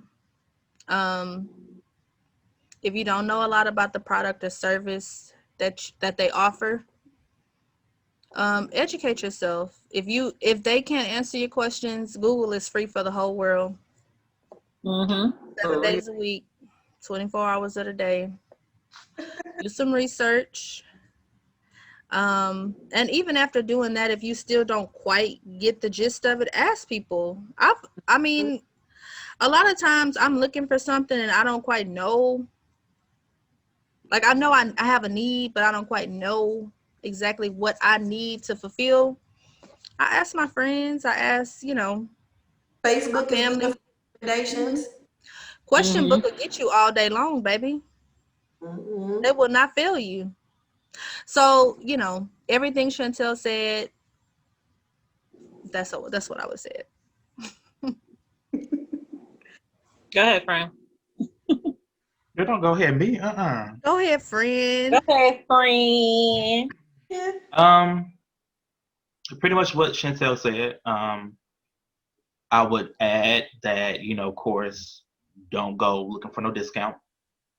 Oh, that too. Yes. That Yeah. I forgot Let's put about that top that. of the list. If Yeah, I don't got a don't. special going on, then don't ask me. Let's put that top of the list. And Yeah, even don't ask for no discount, whether it is a family or friend business. Like whatever the Yeah. price is that they're asking, Be either pay it. supportive. If you're not willing to pay it, then go somewhere else and shop where your pockets can afford. and I will say Um, Devon, because when he wanted to order a shirt, he asked me the price. I told him it wasn't no, but what about, because you got a baby by my cousin? You know what I'm saying? It wasn't none of that. It was, you know what? I like it. I'm gonna support you. Send me your cash app, and that's exactly what he did, and I appreciate you. no, for real, because I'm very big on that. I feel like if you had any discounts, any deals, you would state it. You would have a sale going on. Right. So if you don't Right. got Or if you one, wanted to I'm offer me a discount, you would yeah, tell and me. I've never been, not even with the big corporations. I've never been one to be like, oh, well, I find this. Right. I'm an impulsive buyer, to be Oh, honest. me too. I'm one of the main people businesses go for because I buy off impulse. I really do. Yeah. Now don't get it twisted. Just because you got it, don't mean I'm always be willing to spend it if it ain't just making sense to me. But I am an impulsive buyer, so typically if I like it and if the price is affordable to me, I'm gonna buy it. No hassle. As long as it's an easy, smooth transaction, I'm all for it. Mm-hmm. Um, I will also say, I think this is very big. As quick as we are to blast negative situations, be that same quick way to blast the Even positive more. and the good side. Even Correct. more. Because I really do. There are a lot of good businesses out here, specifically black owned. Because, like I said, all I care about is black owned businesses for this podcast. Um, and I make sure that I tip well if the services are provided. And I'm talking about good service, customer service included. I'm a tip. Make sure I leave a review or share whatever I need to do to generate more business and make everybody know this is a well established or well owned business for anyone to do service with, business with, however you want to put it. Um, and don't be too fucking difficult. Like, come, know what you want, explain it to the people. If they can't do it, go about your day. Right. Move right That's along. it. Move right Thank along. you. I'll try. There's nothing wrong with saying that. You're not like Nothing as a wrong. business, you're not gonna be for everybody. And I'm going to say this. I'm glad you said that, be professional. Some customers, we can have a little professionalism we need to, ensure. Like, if you're greeting somebody, greet them. Right. Hello, how you doing? Good morning, good afternoon, whatever time of day it is. State what Right. it is that you're looking for. Mm-hmm. Use correct spelling and punctuation. Right. Because on top of running the business, nobody have time to try to decipher what the fuck you talking about. You Right. trying to say, right? Like what? Excuse me? You do have to remember that you are not talking to your friends. Right, and you're not a fucking toddler. Right. Exactly. Same way, the same professionalism you expect from me is what I respect from you. It's the same, right? What if I can't come to you a certain way with a Hey, tone fool. or work? Do the same thing, Hey, boo. right? A Hey, fool. fool. And let me Because I'm gonna say, "Hey, fool, this is $20." to Right. friends or family who may be watching this, I'm personally offended if you ask me for a discount as a friend or family member, simply because I feel like, why can't you support me at full price? If you believe in Right. me, what I've got going on, and you're truly trying to support me as a family member or friend, then I'm trying to figure out why do you want to short me? If you know that this is what I'm trying to do as a small business and I'm trying to grow, I can't grow off of discounts. I mean, I can offer it from time to time as like a customer appreciation type thing or something like that. But for me to tell you I'm making scarves or I'm selling t-shirts or I'm doing whatever, and for you to say, okay, so how much if I get 2 or 3, or can I get? So if I get one, you gonna get my boyfriend one, or don't? That offends me. Don't do that because you don't really believe in me. You're not really trying to support me. You're trying to get something for Right. nothing. I take it. Right. And I can't shortchange my bill, so don't shortchange me. Exactly. Right. Exactly. Y'all are so funny. And I do want to say too to small business owners, like just going off of what you said, as far as people being quick to share the positive experiences that they're having or whatever. Don't let it get you down if everybody's not sharing your stuff. You know, it doesn't necessarily mean they're not happy for you. It doesn't mean that you didn't provide a good service. Some people either one, just don't do it, or two, you do have haters that just don't want your business to grow and they just not gonna do it. You know what I'm saying? But Right. that's you I just don't think any of us are above asking for a genuine review either. right. Oh Right. Yeah. No. Always. Whenever I yeah. drop a cake off, Or I even always ask, asking like, you know, if you asking get for a a chance, share. maybe. Yeah, there's nothing. No, Yeah. there's nothing wrong with asking for it. I'm saying don't automatically expect it or get upset Expect it. Yeah.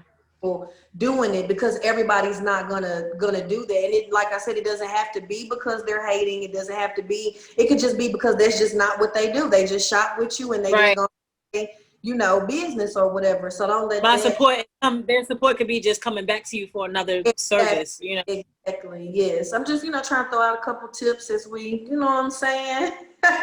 you know. Definitely. Friend, you want anything to add before we go into the last topic and close it out? No, y'all done said everything. Y'all ain't saved nothing for me. Everybody ate. I'm hungry. That's why we told you. That's why you go ahead, friend. Okay. No, You yeah, because I'm sure? like, Friend, yeah, don't act I'm like like, that.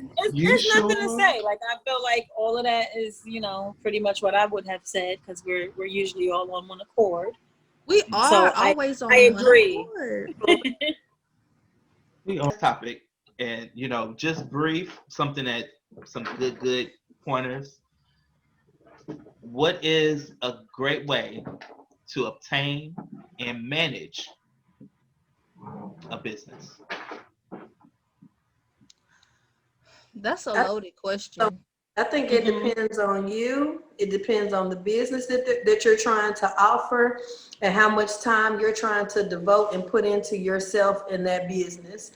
So that's kind of a broad question, I think, for me to answer, just because I think it just all It's a kind of, lot of moving parts. yeah, but I think more than Yeah. anything, to anything to start a business is just going to take focus. It's going to take dedication. It's going to take resources, researching, and knowing that that's what you up against, and researching all types of stuff, the services that you're offering, the demographic that you're trying to offer it to, location. It's just a lot of stuff to think about. But I think more importantly, if you focus on the reason that you're doing it, and it's a good reason why you're doing it, and you stay consistent with it, your business will thrive. Yeah. I feel like having a plan set in place, like an initial plan. I'm not saying that once you have that plan, that's what you have to do for the rest of your Startup. business. Things change, you know what I mean? But I feel like to have an initial plan written down, that way you can see it, you can adjust it, you know what I mean? And go based off of what you have planned, the way how people are responding to whatever it is that you're doing. And I just feel like it's just a constant kind of growth schedule. Yeah. It's ever evolving. So, right, I feel like you have to be very adaptive to change, of course. And open. You might have to put your pride aside a few times, like no matter how right you think you may be. And that's going back to the whole the customer is right thing. And I don't necessarily like that, but sometimes what they're saying and doing is what's going to work for your business. So I feel like you have to listen to those things and, just like I said, it's just growth.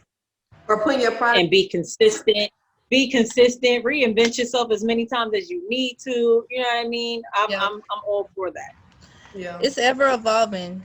And You're right. be easy, be patient, be easy, be understanding with yourself, not so much so to the point that you just like wilding, Stagnant. but Or stagnant. yeah. But I think most of the time, really understanding uh, knowing and understanding your demographic is utmost important. Yep. Mm-hmm. Um, I think a lot of small businesses, black businesses, whatever, they fail because they don't know or understand the demographic. And you can have a great product, but you're pushing it to the wrong people. You have a great Mm-hmm. service, but you're pushing it to the wrong people. Um, and some people, I think their goals and ideas are, I just have a passion about this something and I want to put it out there. So I don't care if I don't make a lot of money. Well, that's fine. But everything should be done with a purpose. Right. Right. And even if your purpose is not to make all the money, your purpose should be to give the best product to the people that need it most, or the best Mm-hmm. service to the people that need it most. And just get your ducks in order, baby. Don't be out here selling no plates with no license, no vendor Right. permit. Right. Mm-hmm. Protect yourself. Find out Yeah, what you. perfect your craft. Be genuine. Be honest. Treat people good. Um, Them just words to live by I'm in life. I'm a firm believer. I'm a firm Right. believer. If you do right by people, the money is coming. You don't have to scam nobody. Right. Right. Right. You don't have That's to scam nobody. I done true. had years where I closed 3 houses in 12 months. I ain't not one bill went unpaid. I Yeah. didn't lack nothing. I didn't go without nothing. You don't. I think we do live in a cancel culture, but we live in a scammer culture. Yeah. Mm-hmm. Um, And Everybody two. looking for an easy way up, but an do right by easy come people, up. and the money is gonna come. It's gonna come. And I think that goes back too to just me saying like consistency. A lot of times you won't see your business grow, or we get impatient with when we don't see our business grow Yeah. as fast as we think that it should. For me personally, when I first started my businesses, I initially was like, okay, business is booming, stuff is selling like hotcakes. Okay, well. It got to a point to where business wasn't like that, and I started to get discouraged and I started to feel down, and I'm like, but wait a minute, I'm offering something good, like why don't people want it? Well, then I had to Mm-hmm. realize, well, it also goes back to how much effort I'm putting in my business to get it out into people's faces as well, and putting it Right. out there, you know to the public and stuff like that. And sometimes you can be doing all of that and you still may not see the Yeah. sales over time. You know what I'm saying? If you stay consistent and you're offering a good service, the sales will come. And I think more than anything, be an honest business owner. Be honest. Don't try to get over on your customers. If you got somebody that is going to shop with you and spend money with you, that's the person that you appreciate. Don't try to get over on them because you know that it's easy money to obtain. You know what I'm saying? Be honest, and that goes a long way with whether it's small business, big business, whatever. Just be honest. Right. Be honest, I truthful. always I always say like that. Patience is definitely key. 'Cause I always Mm, say like it's gonna pop when it's gonna pop, right. and when it does, that's when I'll handle it. But as for Be right ready. now, you just Mhm. move with how your What- demand is, and what you have, and in that idle time that you have where you're feeling like, all right, nobody's really messing with what I have going on. Use that time to better your craft, or whatever it is that you want to do a quality check of what you're doing, and just keep perfecting that, and it's gonna happen. I Yeah. think one thing we did not mention at all was invest in yourself. Mm-hmm. Definitely. Um, I hear people all the time say it takes money to make money. I don't mean spend $1,000 to make 2,000. I mean spend money on education, certifications. Right. Spend time on research, learning, thoroughly understanding what you're offering, and whether the consumer is educated or not, they can read through the bullshit. Right. Right. So the better you prepare yourself, I think the more successful you'll be, the easier the success will come. Mm-hmm. Um, Yeah, I don't think investing in yourself just has to be monetary wise. Mm-hmm. Investing in Mm-hmm. yourself is educating yourself or just taking the time to evaluate the services that you're offering. Like if even if it's just taking your own poll or doing a survey, offering your customers a survey just to see what it is that you can do to improve. I think that that's important and that's a way of investing in yourself. And I think a lot of Yeah. times a business owner, we get caught up in trying to always please the customer with certain things that you kind of forget to look at other aspects that would help your business Right. overall. You know what I'm saying? Or we be so, oh, I got to make this person happy because if they write a bad review, then my business is messed up. Or, you know what I'm saying? Like we get Yeah. so that and we kind of forget that at the end of the day, you still have to invest in yourself. Whether that just Mm-hmm. means getting your rest every day so that you can do your best when you offer your job or Yeah. business services to somebody. Like all of that is important. Planning So that, ahead, being productive, mhm. using your downtime appropriately. Mm-hmm. Um, you know, keeping good inventory. I can't tell you what I hate most is somebody who got a little something that I love, and every time I hit them up, they out of stock. Mm-hmm. Yeah. I want to add because I really think this is very, very important um, for anyone who is considering entrepreneurship or is currently within the process. Um, Taking some business classes. Yeah. Nothing I wrong. feel, yeah, I feel like especially if you are already going for a college degree, at least take it up a business as like a minor. Yeah. Market. Mm-hmm. Yeah, marketing And because a that lot of way, community centers offer that stuff for free. Yeah. Yeah. But yeah, again, that's what education and research. Yeah. Right. just for the ones who don't know, It's like they ain't constantly know putting what your the best. education portion mean. What we just gave you an example. Go ahead and register. That's what we were saying. That's That's what we basically what saying. we're saying. Or and even if maybe where you are is not offering it, or it's too Yeah. expensive, whatever the case may be, try to Google. link up and do what Nashika said earlier, mentorship. Give me I'm one gonna second. try to find the links to mine. I need to look through my Instagram, but I want to say like 3 or 4 people who offer like free either free webinars or if they're not free, it's not crazy like $20 to sign up. Right. But they offer resources for business credit. Getting an LLC. A LLC is like $100. Yeah, and it's Um, fairly easy. Like as long as you are, you're proficient in English reading, it's mhm. fairly Right. easy to set up. It's pretty easy to sign up. Yeah. You shouldn't have to pay for an LLC. Your state, every state has a treasury department. That's who issues the LLC. Mhm. Of course, the cost I would imagine is different from state to state, but it's not crazy. It's not a crazy process to do. And you don't have to start off with an LLC. Quite honestly, in today's times, a lot of small businesses operate without an LLC. The only disadvantage you have without an LLC is you cannot take advantage of full you can't take advantage of business credit. You can't take advantage of tax write-offs and things like that. So, and Mm-hmm. even state programs, state funding programs, some states they'll fund you x amount of dollars to initiate a small business in a certain area, certain Mhm. county or certain parish or whatever. So education. And I will Education. also want to add on as well, if you don't have an LLC or some type of business entity to attach your services to, if there is a lawsuit, it's coming for your personal assets. So, just throwing that out there too. So, Well, they probably ain't got none, so that's why I got an LLC. well, girl, they don't want to be bankrupt and, have to file for bankruptcy and What you having gonna owed take a from me? I bill. ain't got.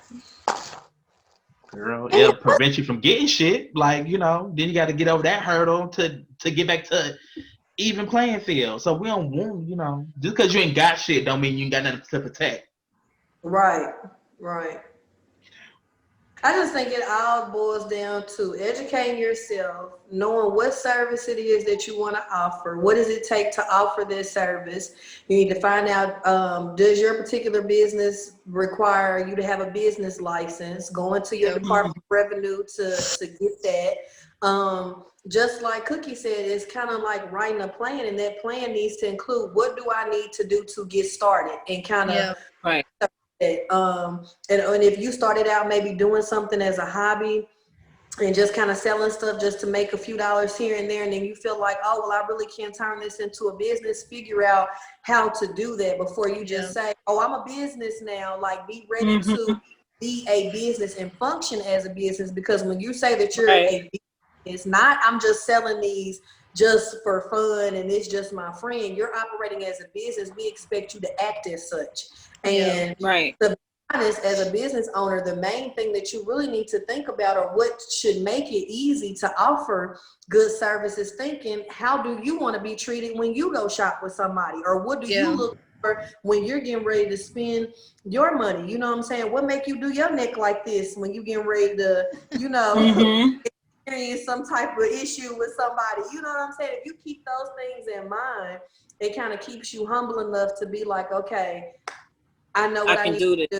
I can do that. And you know what I'm saying? My business, I can actually turn a hobby into a business. And I got to go. Like, Okay, I just want to leave, a positive message, because like I said, I was gonna tear their ass a new one, and it's time to uplift. All of that. No, what I really want to say. On the post too, if you want me to read them. I'll incorporate it in this, so that way, because we done ran over. But what I want to say, Black people, you are amazing. definitely. You are very creative. Yes. And we are able to do wonderful things. As quickly and as magnificently we are able to put together a service, I feel like we just need to master the customer service to go along with it. And with both in hand, because we have some talented Black people. I feel like once we get that customer service up there to where it needs to be, the rewards is just unlimited. It's just nowhere else to go but up. So I hope people receive this podcast with an open mind, from a perspective that you may not have considered, or we touched on some common ones, but take this criticism and apply it where it needs to be. And I would never give up on Black-owned business. I don't care if I had one. I might not fuck with that one, but just say I'll cancel out. I can't see that happening. I just can't. I always support Black-owned business. But with that being said, that's all we got. That's it. We ain't got no damn more. No more. We ain't got no more at all. So, catch us next time for the next episode. Aww.